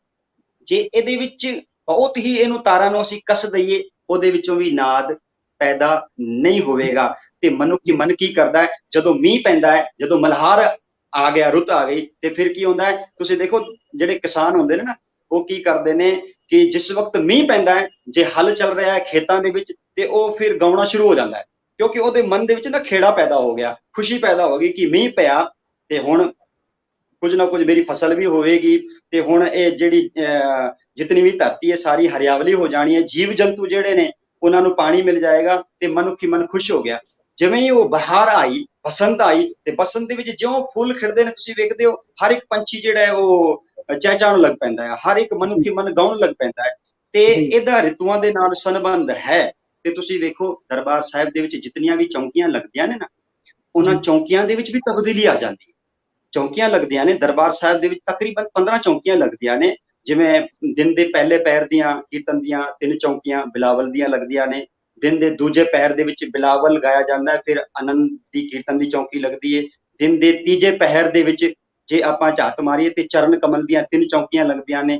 ਦਿਨ ਦੇ ਚੌਥੇ ਪਹਿਰ ਦੇ ਵਿੱਚ ਸੌਦਰ ਦੀਆਂ 2 ਚੌਂਕੀਆਂ ਲੱਗਦੀਆਂ ਨੇ, ਤੇ ਰਾਤ ਦਾ ਜਿਵੇਂ ਪਹਿਲਾ ਪਹਿਰ ਚੜ੍ਹਦਾ ਹੈ ਤੇ ਉਹਦੇ ਵਿੱਚ ਆਰਤੀ ਦੀ ਚੌਂਕੀ ਹੋ ਗਈ, ਕਲਿਆਣ ਦੀ ਚੌਂਕੀ ਹੋ ਗਈ, ਤੇ ਫਿਰ ਰਾਤ ਦੇ ਦੂਜੇ ਪਹਿਰ ਦੇ ਵਿੱਚ ਤੁਸੀਂ ਵੇਖੋਗੇ ਕਿ ਕਾਨੜੇ ਦੀ ਤੇ ਸਮਾਪਤੀ ਦੀ ਚੌਂਕੀ ਹੋ ਗਈ। ਤੀਜਾ ਪਹਿਰ ਜਦੋਂ ਚੜ੍ਹਦਾ ਹੈ ਨਾ ਕੀਰਤਨ ਦਾ, ਕੀਰਤਨ ਚੌਂਕੀ ਦਾ, ਉਹ ਤੀਜੇ ਪਹਿਰ ਦੀ ਚੌਂਕੀ ਵੀਰ ਜੀ ਤੁਸੀਂ ਦੇਖੋਗੇ ਕਿ ਉਹ ਮਹਾਰਾਜਾ ਰਣਜੀਤ ਸਿੰਘ ਵੇਲੇ ਉਹ ਇਜਾਦ ਕੀਤੀ ਗਈ, ਤੇ ਬਾਬਾ ਸ਼ਾਮ ਸਿੰਘ ਜੀ ਉਸ ਵੇਲੇ ਸਨ, ਤੇ ਉਹਨਾਂ ਨੇ ਤਕਰੀਬਨ 70 ਸਾਲ ਤੱਕ ਸੇਵਾ ਕੀਤੀ। ਉਸ ਵਕਤ ਨਾ ਦਰਬਾਰ ਸਾਹਿਬ ਦੇ ਅੰਦਰਲਾ ਜਿਹੜਾ ਗੁਰੂ ਸਾਹਿਬ ਦਾ ਤਾਬਾ ਹੈ ਜਾਂ ਉਹਦੀ ਸੇਵਾ ਸੰਭਾਲ ਕੀਤੀ ਜਾਂਦੀ ਹੈ। ਹੁਣ ਚੌਥੇ ਪਹਿਰ ਦੀ ਕੀਰਤਨ ਦੀ ਚੌਂਕੀ ਆਸਾ ਦੀ ਦੀਵਾਰ ਦੀ ਚੌਂਕੀ ਆ ਜਾਂਦੀ ਹੈ, ਪਰ ਨਾਲ ਦੇ ਨਾਲ ਤੁਸੀਂ ਦੇਖੋਗੇ ਜਦੋਂ ਰੁੱਤ ਬਦਲਦੀ ਹੈ ਨਾ, ਤੇ ਰੁੱਤਾਂ ਦੇ ਹਿਸਾਬ ਦੇ ਨਾਲ, ਗੁਰਪੁਰਬਾਂ ਦੇ ਹਿਸਾਬ ਦੇ ਨਾਲ ਕੀਰਤਨ ਚੌਂਕੀ ਦੇ ਵਿੱਚ ਤਬਦੀਲੀ ਆ ਜਾਂਦੀ ਹੈ। ਤੇ ਇਸ ਕਰਕੇ ਰੁੱਤਾਂ ਦੇ ਨਾਲ ਬਹੁਤ ਵੱਡਾ ਸੰਬੰਧ ਹੈ, ਬਹੁਤ ਵੱਡਾ, ਕਿ ਰੁੱਤਾਂ ਦੇ ਹਿਸਾਬ ਦੇ ਨਾਲ ਗੁਰੂ ਗ੍ਰੰਥ ਸਾਹਿਬ ਜੀ ਮਹਾਰਾਜ ਵਿੱਚ ਸ਼ਬਦ ਵੀ ਅੰਕਿਤ ਹਨ। ਜਿਵੇਂ ਬਸੰਤ ਦੇ ਵੱਖਰੇ ਸ਼ਬਦ ਆਪਾਂ ਪੜ੍ਹਦੇ ਹਾਂ, ਤੇ ਮਲਹਾਰ ਦੇ ਸ਼ਬਦ ਉਸ ਵਕਤ ਗਾਏ ਜਾਂਦੇ ਨੇ ਜਦੋਂ ਮਲਹਾਰ ਮੀਂਹ ਪੈ ਰਿਹਾ ਹੁੰਦਾ ਹੈ, ਵਰਖਾ ਰੁੱਤ ਹੁੰਦੀ ਹੈ। ਤੇ ਰਿਤੂਆਂ ਦੇ ਨਾਲ ਬਹੁਤ ਸੰਬੰਧ ਕੀਰਤਨ ਦਾ ਵੀ ਹੈ ਤੇ ਸੰਗੀਤ ਦਾ ਵੀ। ਜੀ ਜਿਸ ਤਰ੍ਹਾਂ ਅਸੀਂ ਜਦੋਂ ਸ਼ੁਰੂ ਕੀਤਾ ਸੀ, ਆਪ ਜੀ ਨੇ ਦੱਸਿਆ ਕਿ ਜਿਹੜਾ ਵੀ ਸੰਗੀਤ ਹੈ ਉਹ ਰਾਗਾਂ ਨਾਲ ਸੰਬੰਧਿਤ ਹੈ, ਭਾਵੇਂ ਅਸੀਂ ਕੁਝ ਵੀ ਗਾ ਰਹੇ ਹਾਂ ਤੇ ਉਹ ਰਾਗਾਂ ਨਾਲ ਸੰਬੰਧਿਤ ਹੈ। ਤੇ ਜੀ ਅਗਲਾ ਕੁਐਸਚਨ ਜਿਹੜਾ ਮੈਂ ਆਪ ਜੀ ਕੋਲੋਂ ਪੁੱਛਣਾ ਚਾਹੁੰਦਾ ਵਾ ਉਹ ਹੈ ਕਿ ਗੁਰਮਤ ਸੰਗੀਤ ਅਤੇ ਜਿਹੜਾ ਸ਼ਾਸਤਰੀ ਸੰਗੀਤ ਹੈ ਉਹਦੇ ਵਿੱਚ ਕੀ ਅੰਤਰ ਹੈ? ਹਾਂਜੀ, ਇਹ ਬੜਾ ਮਹੱਤਵਪੂਰਨ ਕੁਐਸਚਨ। ਜੀ ਜੀ ਬਿਲਕੁਲ ਬਿਲਕੁਲ। ਦੇਖੋ ਗੁਰਮਤ ਸੰਗੀਤ ਤੇ ਸ਼ਾਸਤਰੀ ਸੰਗੀਤ, ਹਾਲਾਂਕਿ ਗੁਰਮਤ ਸੰਗੀਤ ਜਿਹੜਾ ਹੈ ਜੇ ਆਪਾਂ ਵਿਚਾਰ ਕਰੀਏ ਤੇ ਸ਼ਾਸਤਰੀ ਸੰਗੀਤ ਦੇ ਵਿੱਚੋਂ ਹੀ ਪੈਦਾ ਹੋਇਆ, ਪਰ ਗੁਰਮਤ ਸੰਗੀਤ ਦੀਆਂ ਨਾ ਕੁਝ ਆਪਣੀਆਂ ਨਿਯਮਾਵਲੀਆਂ ਹਨ, ਉਹਦੇ ਆਪਣੇ ਕੁਝ ਨਿਯਮ ਨੇ, ਸ਼ਾਸਤਰਾਂ ਦੇ ਕੁਝ ਆਪਣੇ ਨਿਯਮ ਨੇ। ਹੁਣ ਜਿਵੇਂ ਤੁਸੀਂ ਦੇਖੋਗੇ ਜਦੋਂ ਗੁਰੂ ਘਰ ਦੇ ਕੀਰਤਨੀਏ ਦਰਬਾਰ ਸਾਹਿਬ ਜਾਂ ਹੋਰ ਜਿੱਥੇ ਵੀ ਆਪਾਂ ਕੀਰਤਨ ਸਰਵਣ ਕਰਦੇ ਹਾਂ, ਤੇ ਪਹਿਲਾ ਰਾਗ ਤਕਰੀਬਨ ਰਾਗ ਦੇ ਵਿੱਚ ਪਹਿਲਾ ਸ਼ਬਦ ਪੜਿਆ ਜਾਂਦਾ ਹੈ। ਤੇ ਕੁਝ ਜਿਹੜੇ ਚੰਗੇ ਕੀਰਤਨੀਏ ਜਿਹੜੇ ਰਾਗਾਂ ਦੇ ਵਿੱਚ ਹੀ ਕੀਰਤਨ ਕਰਦੇ ਹਨ, ਉਹ ਸਿਰਫ ਰਾਗ ਦੇ ਵਿੱਚ ਕੀਰਤਨ ਕਰਦੇ ਹਨ, ਤੇ ਉਹਦੇ ਵਿੱਚ ਕੀ ਹੁੰਦਾ ਹੈ ਕਿ ਬਾਣੀ ਨੂੰ ਪ੍ਰਮੁੱਖ ਰੱਖਿਆ ਗਿਆ ਹੈ। ਗੁਰਮਤ ਸੰਗੀਤ ਦੇ ਵਿੱਚ ਧੰਨ ਧੰਨ ਸ਼੍ਰੀ ਗੁਰੂ ਨਾਨਕ ਦੇਵ ਮਹਾਰਾਜ ਜੀ ਨੇ ਰਾਗ ਨੂੰ ਇੱਕ ਆਸਨ ਬਣਾਇਆ। ਦੇਖੋ ਧਿਆਨ ਨਾਲ ਸੁਣਨਾ, ਰਾਗ ਨੂੰ ਆਸਨ ਬਣਾਇਆ, ਉਸ ਆਸਨ ਦੇ ਉੱਤੇ, ਰਾਗ ਰੂਪੀ ਆਸਨ ਦੇ ਉੱਤੇ ਬਾਣੀ ਬੈਠੀ ਹੈ। ਗੁਰਮਤ ਸੰਗੀਤ ਦੇ ਵਿੱਚ ਰਾਗ ਰੂਪੀ ਆਸਨ ਦੇ ਉੱਤੇ ਆਕਰ ਕੇ ਬਾਣੀ ਬੈਠਦੀ ਹੈ, ਤੇ ਕੀ ਹੁੰਦਾ ਹੈ ਕਿ ਰਾਗ ਨੂੰ ਇੰਨਾ ਪ੍ਰਮੁੱਖ ਵੀ ਨਹੀਂ, ਮੈਂ ਇਹ ਵੀ ਗੱਲ ਕਰਾਂ ਕਿ ਬਾਣੀ ਨੂੰ ਪ੍ਰਮੁਖਤਾ ਦਿੱਤੀ ਗਈ ਹੈ, ਰਾਗ ਨੂੰ ਨਾਲ ਦੇ ਨਾਲ ਰੱਖਿਆ ਹੈ, ਕਿਉਂਕਿ ਰਾਗ ਦੇਖੋ ਮਨ ਦੇ ਮੁਤਾਬਕ, ਮਨ ਦੀਆਂ ਅਵਸਥਾਵਾਂ ਦੇ ਮੁਤਾਬਕ ਚੱਲਦਾ ਹੈ। ਇਸ ਕਰਕੇ ਰਾਗ ਨੂੰ ਜਿੱਥੇ ਤਰਜੀਹ ਦਿੱਤੀ ਗਈ ਹੈ ਤੇ ਉਸ ਤੋਂ ਵੱਧ ਬਾਣੀ ਨੂੰ ਜ਼ਿਆਦਾ ਤਰਜੀਹ ਦਿੱਤੀ ਗਈ ਹੈ। ਤੇ ਆਪਾਂ ਵੇਖਦੇ ਹਾਂ ਜਿਹੜੇ ਗੁਰੂ ਘਰ ਦੇ ਕੀਰਤਨੀਏ ਹੁੰਦੇ ਹਨ ਕਿ ਗੁਰਮਤ ਸੰਗੀਤ ਦੇ ਵਿੱਚ ਬਹੁਤੀਆਂ ਤਾਨਾਂ ਦਾ ਇਸਤੇਮਾਲ ਨਹੀਂ ਕਰਦੇ। ਜਿਵੇਂ ਸਰਗਮ ਦੇ ਰੂਪ ਦੇ ਵਿੱਚ ਤਾਨਾਂ ਹੁੰਦੀਆਂ ਨੇ, ਹਾਂ ਆਕਾਰ ਦੇ ਰੂਪ ਦੇ ਵਿੱਚ ਅਸੀਂ ਤਾਨਾਂ ਪ੍ਰਯੋਗ ਕਰ ਸਕਦੇ ਹਾਂ ਆਕਾਰ ਦੇ ਵਿੱਚ, ਤੇ ਉਹਨੂੰ ਸਰਗਮ ਦੇ ਰੂਪ ਦੇ ਵਿੱਚ ਨਹੀਂ ਕਰ ਸਕਦੇ। ਜਦੋਂ ਆਪਾਂ ਸਰਗਮ ਦੇ ਰੂਪ ਦੇ ਵਿੱਚ ਕਰਦੇ ਹਾਂ ਨਾ, ਤੇ ਉਹ ਫਿਰ ਕੀ ਹੁੰਦਾ ਹੈ ਕਿ ਬਾਣੀ ਤੋਂ ਸਾਡਾ ਧਿਆਨ ਟੁੱਟ ਕਰਕੇ ਰਾਗ ਦੇ ਵੱਲ ਚਲਾ ਜਾਂਦਾ ਹੈ, ਤੇ ਜਦੋਂ ਰਾਗ ਵੱਲ ਚਲਾ ਜਾਂਦਾ ਹੈ ਤੇ ਬਾਣੀ ਦੀ ਪ੍ਰਧਾਨਤਾ ਨਹੀਂ ਰਹੀ। ਤੇ ਬਾਣੀ ਦੀ ਪ੍ਰਧਾਨਤਾ ਦੇ ਲਈ ਸਾਨੂੰ ਰਾਗ ਨੂੰ ਉਤਨਾ ਹੀ ਇਸਤੇਮਾਲ ਕਰਨਾ ਹੈ ਜਿਹਦੇ ਨਾਲ ਬਾਣੀ ਦੇ ਵਿੱਚ ਸਾਡਾ ਮਨ ਟਿਕ ਸਕੇ ਤੇ ਬਾਣੀ ਸਾਡੀ ਸਮਝ ਦੇ ਵਿੱਚ ਆ ਸਕੇ। ਤੇ ਇਸ ਕਰਕੇ ਸਭ ਤੋਂ ਵੱਧ ਗੁਰਮਤ ਸੰਗੀਤ ਦੇ ਵਿੱਚ ਬਾਣੀ ਨੂੰ ਤਰਜੀਹ ਦਿੱਤੀ ਗਈ ਹੈ, ਤੇ ਬਾਣੀ ਨੂੰ ਰਾਗ ਰੂਪੀ ਆਸਨ ਦੇ ਉੱਤੇ ਬਿਠਾ ਦਿੱਤਾ ਗਿਆ ਹੈ। ਦੂਜੀ ਗੱਲ, ਸ਼ਾਸਤਰੀ ਸੰਗੀਤ ਦੇ ਵਿੱਚ ਕੀ ਹੈ ਕਿ ਸ਼ਾਸਤਰੀ ਸੰਗੀਤ ਦੇ ਵਿੱਚ ਨਾ ਸਭ ਤੋਂ ਪਹਿਲਾਂ ਆਲਾਪ ਹੁੰਦਾ ਹੈ। ਆਲਾਪ ਦੇ ਵਿੱਚ ਹੀ ਬਹੁਤਾ ਸਮਾਂ ਨਿਕਲ ਜਾਂਦਾ ਹੈ, ਉਹ ਸਿਰਫ ਰਾਗ ਨੂੰ ਹੀ ਨਿਖੇੜਿਆ ਜਾਂਦਾ ਹੈ। ਜਿਵੇਂ ਕਲਿਆਣ ਰਾਗ ਹੈ ਤੇ ਫਿਰ ਉਹ ਕਲਿਆਣ ਰਾਗ ਦੀ ਸੁਰਾਂ ਨੂੰ ਹੌਲੀ ਹੌਲੀ ਧੀਰੇ ਧੀਰੇ ਧੀਰੇ ਧੀਰੇ ਨਾ ਅਖੀਰ ਤੱਕ ਸਾਹ ਤੱਕ ਲੈ ਜਾਣਗੇ। ਉਸ ਤੋਂ ਪਹਿਲਾਂ ਤਕਰੀਬਨ ਬਹੁਤਾ ਸਮਾਂ ਆਲਾਪ ਦੇ ਵਿੱਚ ਨਿਕਲਦਾ ਹੈ ਤੇ ਉਹਦੇ ਵਿੱਚ ਕੋਈ ਵੀ ਦੋਹਾ ਜਾਂ ਛੰਦ ਹੈ ਨਾ, ਉਹਦੀ ਇਤਨੀ ਜ਼ਿਆਦਾ ਮਾਨਤਾ ਨਹੀਂ ਦਿੱਤੀ ਜਾਂਦੀ ਜਿਤਨਾ ਰਾਗ ਨੂੰ ਮਾਨਤਾ ਦਿੱਤੀ ਜਾਂਦੀ ਹੈ। ਉਹਦੇ ਵਿੱਚ ਹਰ ਪ੍ਰਕਾਰ ਦੀਆਂ ਤਾਨਾਂ, ਹਰ ਪ੍ਰਕਾਰ ਦੀਆਂ ਆੜ ਕੁਆੜ ਜੋ ਵੀ ਹੈ, ਉਹ ਸਾਰਾ ਕੁਝ ਉਹਦੇ ਵਿੱਚ ਸੰਗੀਤ ਦੀ ਜਿਤਨੀ ਵੀ ਸਾਮਗਰੀ ਹੈ ਜਿਸ ਨੂੰ ਆਪਾਂ ਕਹਿ ਸਕਦੇ ਹਾਂ, ਉਹ ਸਾਰੀ ਇਸਤੇਮਾਲ ਕੀਤੀ ਜਾਂਦੀ ਹੈ ਰਾਗ ਦੇ ਸ਼ਾਸਤਰੀ ਸੰਗੀਤ ਦੇ ਵਿੱਚ, ਗੁਰਮਤ ਸੰਗੀਤ ਦੇ ਵਿੱਚ ਨਹੀਂ ਹੈ। ਗੁਰਮਤ ਸੰਗੀਤ ਦੇ ਵਿੱਚ ਬਾਣੀ ਨੂੰ ਪ੍ਰਮੁਖਤਾ ਦਿੱਤੀ ਗਈ ਹੈ। ਤੇ ਫਰਕ ਜਦੋਂ ਮੈਂ ਆਪ ਜੀ ਦੀ ਗੱਲ ਸਮਝ ਪਾਇਆ, ਫਰਕ ਇਹ ਹੈ ਕਿ ਸ਼ਾਸਤਰੀ ਸੰਗੀਤ ਵਿੱਚ ਬਾਣੀ ਨਹੀਂ ਹੈ, ਉੱਥੇ ਰਾਗ ਨੂੰ ਜਿਹੜੀ ਹੈ ਮਹੱਤਤਾ ਦਿੱਤੀ ਗਈ ਹੈ, ਤੇ ਗੁਰਮਤ ਸੰਗੀਤ ਵਿੱਚ ਜਿਹੜੀ ਬਾਣੀ ਹੈ ਤੇ ਬਾਣੀ ਨੂੰ ਮਹੱਤਤਾ ਦਿੱਤੀ ਗਈ ਹੈ। ਰਾਗ ਹਾਂਜੀ, ਤੁਸੀਂ ਦੇਖੋਗੇ ਨਾ ਰਾਗ ਨੂੰ, ਹਾਲਾਂਕਿ ਐਸੀ ਗੱਲ ਨਹੀਂ ਕਿ ਰਾਗ ਨੂੰ, ਮੈਂ ਇਹ ਪਹਿਲਾਂ ਵੀ ਗੱਲ ਕਹੀ ਹੈ ਕਿ ਰਾਗ ਨੂੰ ਬਾਣੀ ਦੇ ਵਿੱਚ ਪ੍ਰਮੁਖਤਾ ਦਿੱਤੀ ਗਈ ਹੈ, ਜਿਵੇਂ ਕਿ ਵਡਿਆਇਆ ਗਿਆ ਹੈ। ਬਿਲਕੁਲ ਇਸ ਤਰ੍ਹਾਂ ਹੈ ਕਿ ਜਿਵੇਂ ਰਾਗਾਂ ਵਿੱਚ ਸ਼੍ਰੀ ਰਾਗ ਜੇ ਸੱਚ ਧਰੇ ਪਿਆ, ਦੇਖੋ ਸ਼੍ਰੀ ਰਾਗ ਦੀ ਵਡਿਆਈ ਹੈ ਨਾ ਜੀ। ਤੇ ਦੂਜਾ ਆਪਾਂ ਦੇਖੀਏ ਗੌੜੀ ਰਾਗ ਸੁਲੱਖਣੀ ਜੇ ਖਸਮੇ ਚਿੱਤ ਕਰੇ, ਗੌੜੀ ਦੀ ਵਡਿਆਈ ਹੋਈ। ਇਸ ਤਰ੍ਹਾਂ ਹਰ ਇੱਕ ਰਾਗ ਨੂੰ ਤਰਜੀਹ ਦਿੱਤੀ ਗਈ ਹੈ। ਰਾਮਕਲੀ ਰਾਗ ਮਨ ਵਸਿਆ ਤਾਂ ਬਣਿਆ ਸ਼ਿੰਗਾਰ, ਰਾਮਕਲੀ ਦੀ ਵਡਿਆਈ ਹੈ ਨਾ। ਤੇ ਰਾਗਾਂ ਨੂੰ ਤਰਜੀਹ ਦਿੱਤੀ ਗਈ ਹੈ, ਪਰ ਨਾਲ ਦੇ ਨਾਲ ਬਾਣੀ ਜਿਹੜੀ ਹੈ ਉਹ ਪ੍ਰਮੁੱਖ ਹੈ। ਤਨਾਸਰੀ ਧਨਵੰਤੀ ਜਾਣੀਏ ਭਾਈ, ਦੇਖੋ ਤਨਾਸਰੀ ਦੀ ਵਡਿਆਈ ਹੈ। ਜਾਂ ਆਪਾਂ ਦੇਖੋ ਸੋਰਠ ਨੂੰ ਲਈਏ ਤੇ ਸੋਰਸ ਪੀਜੀਏ ਕਬੂ ਨਾ ਫੀਕਾ ਹੋਏ, ਹਾਲਾਂਕਿ ਸੋਰਠ ਨੂੰ ਵੀ ਵਡਿਆਇਆ ਗਿਆ ਹੈ। ਰਾਗਾਂ ਨੂੰ ਤਰਜੀਹ ਦਿੱਤੀ ਗਈ ਹੈ, ਪਰ ਰਾਗ ਇਸ ਕਰਕੇ ਰੱਖੇ ਗਏ ਨੇ ਕਿ ਬਾਣੀ ਠੀਕ ਤਰੀਕੇ ਦੇ ਨਾਲ ਮਨ ਦੇ ਉੱਤੇ ਅਸਰ ਕਰ ਸਕੇ।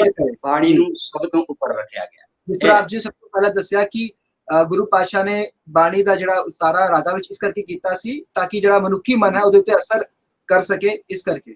ਤੇ ਜੀ ਉਹਦੇ ਨਾਲ ਮੈਨੂੰ ਲੱਗਦਾ ਹੈ ਕਿ ਇਹ ਗੱਲ ਬਿਲਕੁਲ ਸਪਸ਼ਟ ਹੋ ਜਾਂਦੀ ਹੈ।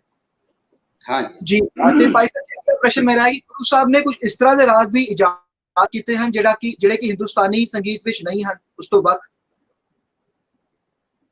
ਹਾਂਜੀ, ਦੇਖੋ ਧੰਨ ਧੰਨ ਸ੍ਰੀ ਗੁਰੂ ਗ੍ਰੰਥ ਸਾਹਿਬ ਜੀ ਮਹਾਰਾਜ 31 ਰਾਗਾਂ ਦੇ ਵਿੱਚ ਲਿਖਿਆ ਹੋਇਆ ਹੈ, 31 ਰਾਗ ਦਰਜ ਨੇ। ਹਾਂ, ਇਹ ਗੱਲ ਵੱਖਰੀ ਹੈ ਕਿ ਰਾਗਾਂ ਦੇ ਫਿਰ ਪ੍ਰਕਾਰ ਨੇ, ਜਿਵੇਂ ਗੌੜੀਏ ਤੇ ਗੌੜੀ ਦੇ ਬਹੁਤ ਸਾਰੇ ਪ੍ਰਕਾਰ ਨੇ, ਤਕਰੀਬਨ 8 ਪ੍ਰਕਾਰ ਗੌੜੀ ਦੇ, ਗੌੜੀ ਪੂਰਬੀ, ਗੌੜੀ ਦੀਪਕੀ, ਇਸ ਤਰ੍ਹਾਂ ਦੇ। ਪਰ ਜਿਹੜੇ ਮੁੱਢ ਜਿਹੜੇ ਨੇ ਉਹ 31 ਰਾਗ ਹਨ। ਤੇ ਇਹਨਾਂ ਦੇ ਵਿੱਚ ਨਾ ਉਸ ਵਕਤ ਧੰਨ ਧੰਨ ਸ੍ਰੀ ਗੁਰੂ ਗ੍ਰੰਥ ਸਾਹਿਬ ਜੀ ਵਿੱਚ 2 ਰਾਗ ਤਕਰੀਬਨ ਉਸ ਵਕਤ ਸ਼ਾਸਤਰੀ ਸੰਗੀਤ ਦੇ ਵਿੱਚ ਨਹੀਂ ਸਨ ਜੀ। ਜਿਵੇਂ ਤੁਖਾਰੀ ਹੈ, ਤੁਖਾਰੀ ਨਹੀਂ ਸੀ। ਤੁਖਾਰੀ ਦੇ ਨਾਲ ਮਧਵੰਤੀ ਰਾਗ ਜ਼ਰੂਰ ਮਿਲਦਾ ਹੈ, ਦੋਨਾਂ ਦੀਆਂ ਸੁਰਾਂ ਮਿਲਦੀਆਂ ਨੇ, ਉਹ ਮਿਲਦੀਆਂ ਨੇ। ਪਰ ਜਿਹੜਾ ਹੁਣ ਆਸਾ ਰਾਗ ਹੈ ਉਹ ਵੀ ਉਸ ਵਕਤ ਨਹੀਂ ਇਜਾਦ ਹੋਇਆ ਸੀ। ਇਹ ਧੰਨ ਧੰਨ ਗੁਰੂ ਪਾਤਸ਼ਾਹ ਜੀ ਦੀਆਂ ਦਿੱਤੀਆਂ ਹੋਈਆਂ ਦਾਤਾਂ ਨੇ, ਸਿੱਖ ਪੰਥ ਨੂੰ ਜੋ ਇਹ ਦਿੱਤੇ ਨੇ।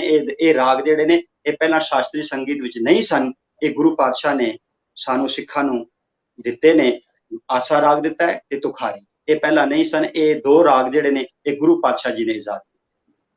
ਤੇ ਹੁਣ ਇਹ ਰਾਗ ਜਿਹੜੇ ਨੇ ਉਹ ਸ਼ਾਸਤਰੀ ਸੰਗੀਤ ਵਿੱਚ, ਹਾਂ, ਇਹ ਬਾਅਦ ਦੇ ਵਿੱਚ ਹੁਣ ਤੁਸੀਂ ਵੇਖਦੇ ਹੋ ਕਿ ਜਿਹੜੀਆਂ ਪੁਸਤਕਾਂ ਹੁਣ ਜਿਹੜੀ ਛਪ ਰਹੀਆਂ ਨੇ, ਜਿਤਨੀਆਂ ਵੀ ਕੀਰਤਨ ਦੇ ਰੂਪ ਦੇ ਵਿੱਚ ਹੋਣ, ਭਾਵੇਂ ਸ਼ਾਸਤਰੀ ਸੰਗੀਤ ਦੇ ਰੂਪ ਦੇ ਵਿੱਚ ਜਿਹੜੀਆਂ ਕਿਤਾਬਾਂ ਛਪ ਰਹੀਆਂ ਨੇ, ਉਹਦੇ ਵਿੱਚ ਹੁਣ ਐਡ ਹੋਣੇ ਸ਼ੁਰੂ ਹੋ ਗਏ ਨੇ। ਹੁਣ ਆਸਾ ਦਾ ਪੂਰਾ ਜਿਤਨਾ ਵੀ ਬਰਤਾਨ ਤੇ ਡਿਟੇਲ ਹੈ ਉਹ ਤੁਹਾਨੂੰ ਸਾਰੇ ਰਾਗ ਦੀ ਮਿਲ ਜਾਏਗੀ, ਤੁਖਾਰੀ ਦੀ ਪੂਰੀ ਡਿਟੇਲ ਮਿਲ ਜਾਏਗੀ। ਹੁਣ ਉਹ ਰੱਖ ਦਿੱਤੇ ਗਏ ਹਨ, ਕਿਤਾਬਾਂ ਦੇ ਵਿੱਚ ਆ ਰਿਹਾ ਹੈ, ਸਿਲੇਬਸ ਦੇ ਵਿੱਚ ਵੀ ਆ ਰਹੇ ਨੇ, ਬੱਚੇ ਪੜ੍ਹਦੇ ਨੇ, ਜਿਹੜੇ ਅੱਗੇ ਜਿਹੜੇ ਸਟੱਡੀ ਕਰਦੇ ਨੇ, ਉਹ ਰਾਗਾਂ ਦੀ ਜਿਹੜੀ ਸਟੱਡੀ ਕਰ ਰਹੇ ਨੇ, ਉਹਨਾਂ ਨੂੰ ਇਹ ਸਿਲੇਬਸ ਦੇ ਵਿੱਚ ਮਿਲ ਰਿਹਾ ਹੈ। ਪਰ ਪਹਿਲਾਂ ਨਹੀਂ ਸਨ, ਬਾਅਦ ਵਿੱਚ ਹੋਏ ਸਨ। ਹਾਂ, ਇਤਨਾ ਵੀ ਮੈਂ ਤੁਹਾਨੂੰ ਦੱਸਾਂ ਕਿ ਜਿਸ ਵਕਤ ਆਸਾ ਰਾਗ ਗੁਰੂ ਪਾਤਸ਼ਾਹ ਜੀ ਨੇ ਇਜਾਦ ਕੀਤੇ, ਉਹ ਗੁਰੂ ਘਰ ਦੇ ਕੀਰਤਨੀਏ ਹੀ ਆਸਾ ਰਾਗ ਨੂੰ ਠੀਕ ਪ੍ਰਕਾਰ ਦੇ ਨਾਲ ਗਾਉਂਦੇ ਸਨ। ਪੁਰਾਤਨ ਜਿਤਨੇ ਵੀ ਦਰਬਾਰ ਸਾਹਿਬ ਦੇ ਰਾਗੀ ਸਿੰਘ ਸਨ, ਉਹ ਆਸਾ ਰਾਗ ਨੂੰ ਕੇਵਲ ਤੇ ਕੇਵਲ ਉਹੀ ਗਾ ਪਾਉਂਦੇ ਸਨ। ਹੁਣ ਫਿਲਮੀ ਸੰਗੀਤ ਦੇ ਜਿਹੜੇ ਜਿਤਨੇ ਵੀ ਗਾਇਕ ਸਨ, ਉਹ ਠੀਕ ਪ੍ਰਕਾਰ ਦੇ ਨਾਲ ਆਸਾ ਰਾਗ ਨਹੀਂ ਸੀ ਗਾਉਂਦੇ। ਹਾਂ, ਦਰਬਾਰ ਸਾਹਿਬ ਦੇ ਗੁਰੂ ਘਰ ਦੇ ਕੀਰਤਨੀਆਂ ਨੂੰ ਸੁਣ ਕਰਕੇ ਉਹ ਆਸਾ ਰਾਗ ਨੂੰ ਠੀਕ ਕਰਦੇ ਸਨ ਕਿ ਆਸਾ ਰਾਗ ਇਸ ਤਰ੍ਹਾਂ ਗਾਇਆ ਜਾਏਗਾ, ਕਿਉਂਕਿ ਸਿੱਖਾਂ ਦੀ ਝੋਲੀ ਦੇ ਵਿੱਚ ਇਹ ਦਾਤ ਗੁਰੂ ਨੇ ਪਾਈ।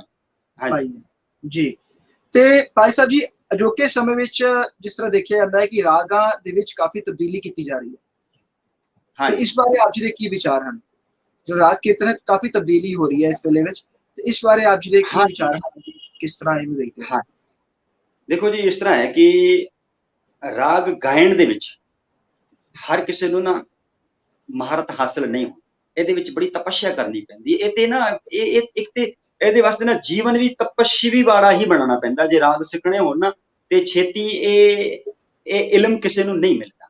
ਇਹਦੇ ਵਾਸਤੇ ਕੀ ਹੁੰਦਾ ਹੈ, ਜਿਵੇਂ ਆਪਾਂ ਦੇਖਦੇ ਹਾਂ ਕਿ ਪਹਿਲਾਂ ਸੀਨਾ ਬਸੀਨਾ ਯਾਨੀ ਆਮੋ ਸਾਹਮਣੇ ਬੈਠ ਕਰਕੇ ਉਸਤਾਦ ਤੇ ਸ਼ਾਗਿਰਦ ਸਿੱਖਦੇ ਸਨ। ਇਤਨਾ ਹੀ ਨਹੀਂ ਕਿ ਕਈ ਵਾਰੀ ਤੇ ਘਰ-ਬਾਰ ਤਿਆਗ ਕਰ ਕਰਕੇ ਤੇ ਉੱਥੇ ਜਾ ਕਰਕੇ ਜਿੱਥੇ ਸੰਗੀਤ ਸਿਖਾਇਆ ਜਾ ਰਿਹਾ ਹੈ, ਪੂਰਾ ਜੀਵਨ ਮਨੁੱਖ ਉੱਥੇ ਸਿੱਖਦਾ ਰਹਿੰਦਾ ਸੀ।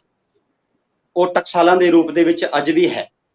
ਜੇ ਆਪਾਂ ਠੀਕ ਪ੍ਰਕਾਰ ਨਾਲ ਸਮਝੀਏ ਨਾ, ਤੇ ਸੰਗੀਤ ਦੀ ਸਿੱਖਿਆ ਗੁਰੂ ਨਾਨਕ ਦੇਵ ਜੀ ਮਹਾਰਾਜ ਤੋਂ ਹੀ ਸ਼ੁਰੂ ਹੋ ਗਈ। ਵੀਰ ਜੀ ਦੇਖਿਓ, ਗੁਰੂ ਨਾਨਕ ਦੇਵ ਮਹਾਰਾਜ ਜੀ ਕਰਤਾਰਪੁਰ ਸਾਹਿਬ ਦੇ ਵਿੱਚ ਜਿਵੇਂ ਸਿੱਖੀ ਦਾ ਪ੍ਰਚਾਰ ਤੇ ਪ੍ਰਸਾਰ ਦਾ ਕੇਂਦਰ ਗੁਰੂ ਪਾਤਸ਼ਾਹ ਨੇ ਬਣਾਇਆ, ਤੇ ਉਦੋਂ ਹੀ ਕੀਰਤਨ ਦੀ ਸਿੱਖਿਆ ਦੀ ਪਰੰਪਰਾ ਸ਼ੁਰੂ ਹੋ ਗਈ ਸੀ। ਗੁਰੂ ਨਾਨਕ ਪਾਤਸ਼ਾਹ ਜੀ ਨੇ ਕਰਤਾਰਪੁਰ ਸਾਹਿਬ ਤੋਂ ਸ਼ੁਰੂ ਕੀਤੀ, ਗੁਰੂ ਅੰਗਦ ਦੇਵ ਮਹਾਰਾਜ ਜੀ ਨੇ ਖਡੂਰ ਸਾਹਿਬ ਦੇ ਵਿੱਚ, ਗੁਰੂ ਪਾਤਸ਼ਾਹ ਧੰਨ ਧੰਨ ਸ੍ਰੀ ਗੁਰੂ ਅਮਰਦਾਸ ਪਾਤਸ਼ਾਹ ਜੀ ਗੋਬਿੰਦਵਾਲ ਸਾਹਿਬ ਦੇ ਵਿੱਚ, ਤੇ ਗੁਰੂ ਰਾਮਦਾਸ ਪਾਤਸ਼ਾਹ ਜੀ ਨੇ ਸ੍ਰੀ ਅੰਮ੍ਰਿਤਸਰ ਸਾਹਿਬ ਜੀ ਵਿੱਚ, ਤੇ ਗੁਰੂ ਅਰਜਨ ਦੇਵ ਮਹਾਰਾਜ ਜੀ ਨੇ ਤਰਨਤਾਰਨ ਸਾਹਿਬ ਜੀ ਵਿੱਚ।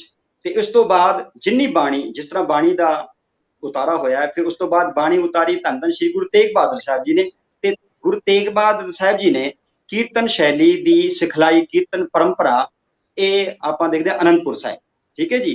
ਤੇ ਧੰਨ ਧੰਨ ਸ੍ਰੀ ਗੁਰੂ ਗੋਬਿੰਦ ਸਿੰਘ ਮਹਾਰਾਜ ਜੀ ਨੇ, ਗੁਰੂ ਗੋਬਿੰਦ ਸਿੰਘ ਜੀ ਮਹਾਰਾਜ ਜੀ ਨੇ ਬਿਲਕੁਲ ਦਮਦਮਾ ਸਾਹਿਬ ਦੇ ਵਿੱਚ ਕੀਰਤਨ ਦੀ ਸਿਖਲਾਈ ਤੇ ਬਾਣੀ ਦੀ ਸੰਥਿਆ, ਬਾਣੀ ਦਾ ਪ੍ਰਚਾਰ ਤੇ ਪ੍ਰਸਾਰ ਦਾ ਕੇਂਦਰ ਬਣਾਇਆ, ਤੇ ਉੱਥੇ ਦਮਦਮਾ ਸਾਹਿਬ ਦੀ ਟਕਸਾਲ ਵੀ ਹੈ। ਤੇ ਗੁਰੂ ਗੋਬਿੰਦ ਸਿੰਘ ਮਹਾਰਾਜ ਜੀ ਨੇ ਦਮਦਮਾ ਸਾਹਿਬ ਦੀ ਟਕਸਾਲ ਬਣਾਈ, ਬਾਬਾ ਦੀਪ ਸਿੰਘ ਜੀ ਨੂੰ ਮੋਢੀ ਰੱਖਿਆ। ਬਾਬਾ ਦੀਪ ਸਿੰਘ ਜੀ ਉਸ ਵਕਤ ਉਸਦੇ ਮੋਢੀ ਸਨ, ਤੇ ਇਸ ਤਰ੍ਹਾਂ ਟਕਸਾਲਾਂ ਦੇ ਰੂਪ ਦੇ ਵਿੱਚ ਇਹ ਸਿਖਲਾਈ ਸ਼ੁਰੂ ਹੁੰਦੀ ਸੀ ਰਾਗਾਂ ਦੀ, ਕਿ ਉਸਤਾਦ ਵੀ ਉੱਥੇ ਹੁੰਦੇ ਸਨ ਤੇ ਸਿੱਖਿਆਰਥੀ ਵੀ ਉੱਥੇ ਹੁੰਦੇ ਸਨ, ਤੇ ਕਈ ਸਾਲ ਉਹਨਾਂ ਦਾ ਕੋਰਸ ਵੀ ਹੁੰਦਾ ਹੈ, ਕਈ ਸਾਲ ਉੱਥੇ ਰਹਿ ਕਰਕੇ ਉਹ ਬਿਲਕੁਲ ਰਾਗ ਵਿਦਿਆ ਸਿੱਖਦੇ ਸਨ, ਤਾਂ ਰਾਗ ਗਾਇਆ ਜਾਂਦਾ ਹੈ। ਐਵੇਂ ਰਾਗ ਨਹੀਂ ਗਾਇਆ ਜਾਂਦਾ, ਰਾਗ ਨੂੰ ਸਿੱਖਣਾ ਪੈਂਦਾ ਹੈ, ਸਭ ਕੁਝ ਤਿਆਗਣਾ ਵੀ ਪੈਂਦਾ ਹੈ। ਹੁਣ ਦੇਖੋ ਕਿਤਨੀਆਂ ਟਕਸਾਲਾਂ ਨੇ, ਜੇ ਆਪਾਂ ਝਾਤ ਮਾਰਨੇ ਵੀ ਜੀ, ਇਹ ਬੜਾ ਮਹੱਤਵਪੂਰਨ ਕੁਐਸਚਨ ਹੈ, ਕਿਉਂਕਿ ਟਕਸਾਲਾਂ ਦੇ ਰੂਪ ਦੇ ਵਿੱਚ ਅਜੇ ਤੱਕ ਆਪਾਂ ਵਿਚਾਰ ਨਹੀਂ ਕਰ ਰਹੇ ਹਾਂ।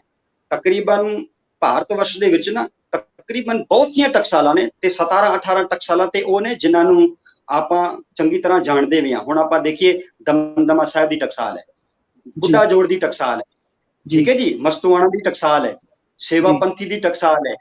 ਦਮਦਮੀ ਟਕਸਾਲ ਤੇ ਦਮਦਮਾ ਸਾਹਿਬ ਦੀ ਟਕਸਾਲ ਦੋਨੋਂ ਵੱਖਰੀਆਂ ਨੇ। ਦਮਦਮੀ ਟਕਸਾਲ ਹੈ, ਦੋਦਰਪੁਰ ਦੀ ਟਕਸਾਲ ਹੈ। ਦੇਖੋ ਜੀ ਕਿਤਨੀਆਂ ਟਕਸਾਲਾਂ ਨੇ ਜਿਹਦੇ ਵਿੱਚ ਸਿੱਖਿਆ ਲਈ ਜਾਂਦੀ ਹੈ ਰਾਗਾਂ ਦੀ, ਤੇ ਸਿੰਘਾਂ ਵਾਲੀ ਟਕਸਾਲ ਵੀ ਹੈ, ਤੇ ਗੁਰਮਤਿ ਸੰਘ ਦੀ ਟਕਸਾਲ ਪੰਜਾਬੀ ਯੂਨੀਵਰਸਿਟੀ ਪਟਿਆਲਾ, ਜਿੱਥੇ ਮੈਂ ਤਾਲੀਮ ਹਾਸਲ ਕੀਤੀ ਹੈ, ਡਾਕਟਰ ਗੁਰਨਾਮ ਸਿੰਘ ਜੀ ਉਹਨਾਂ ਦੇ ਅਧੀਨ ਰਹਿ ਕਰਕੇ ਗੁਰਮਤਿ ਸੰਗੀਤ ਸਿੱਖਿਆ ਵੀ ਹੈ।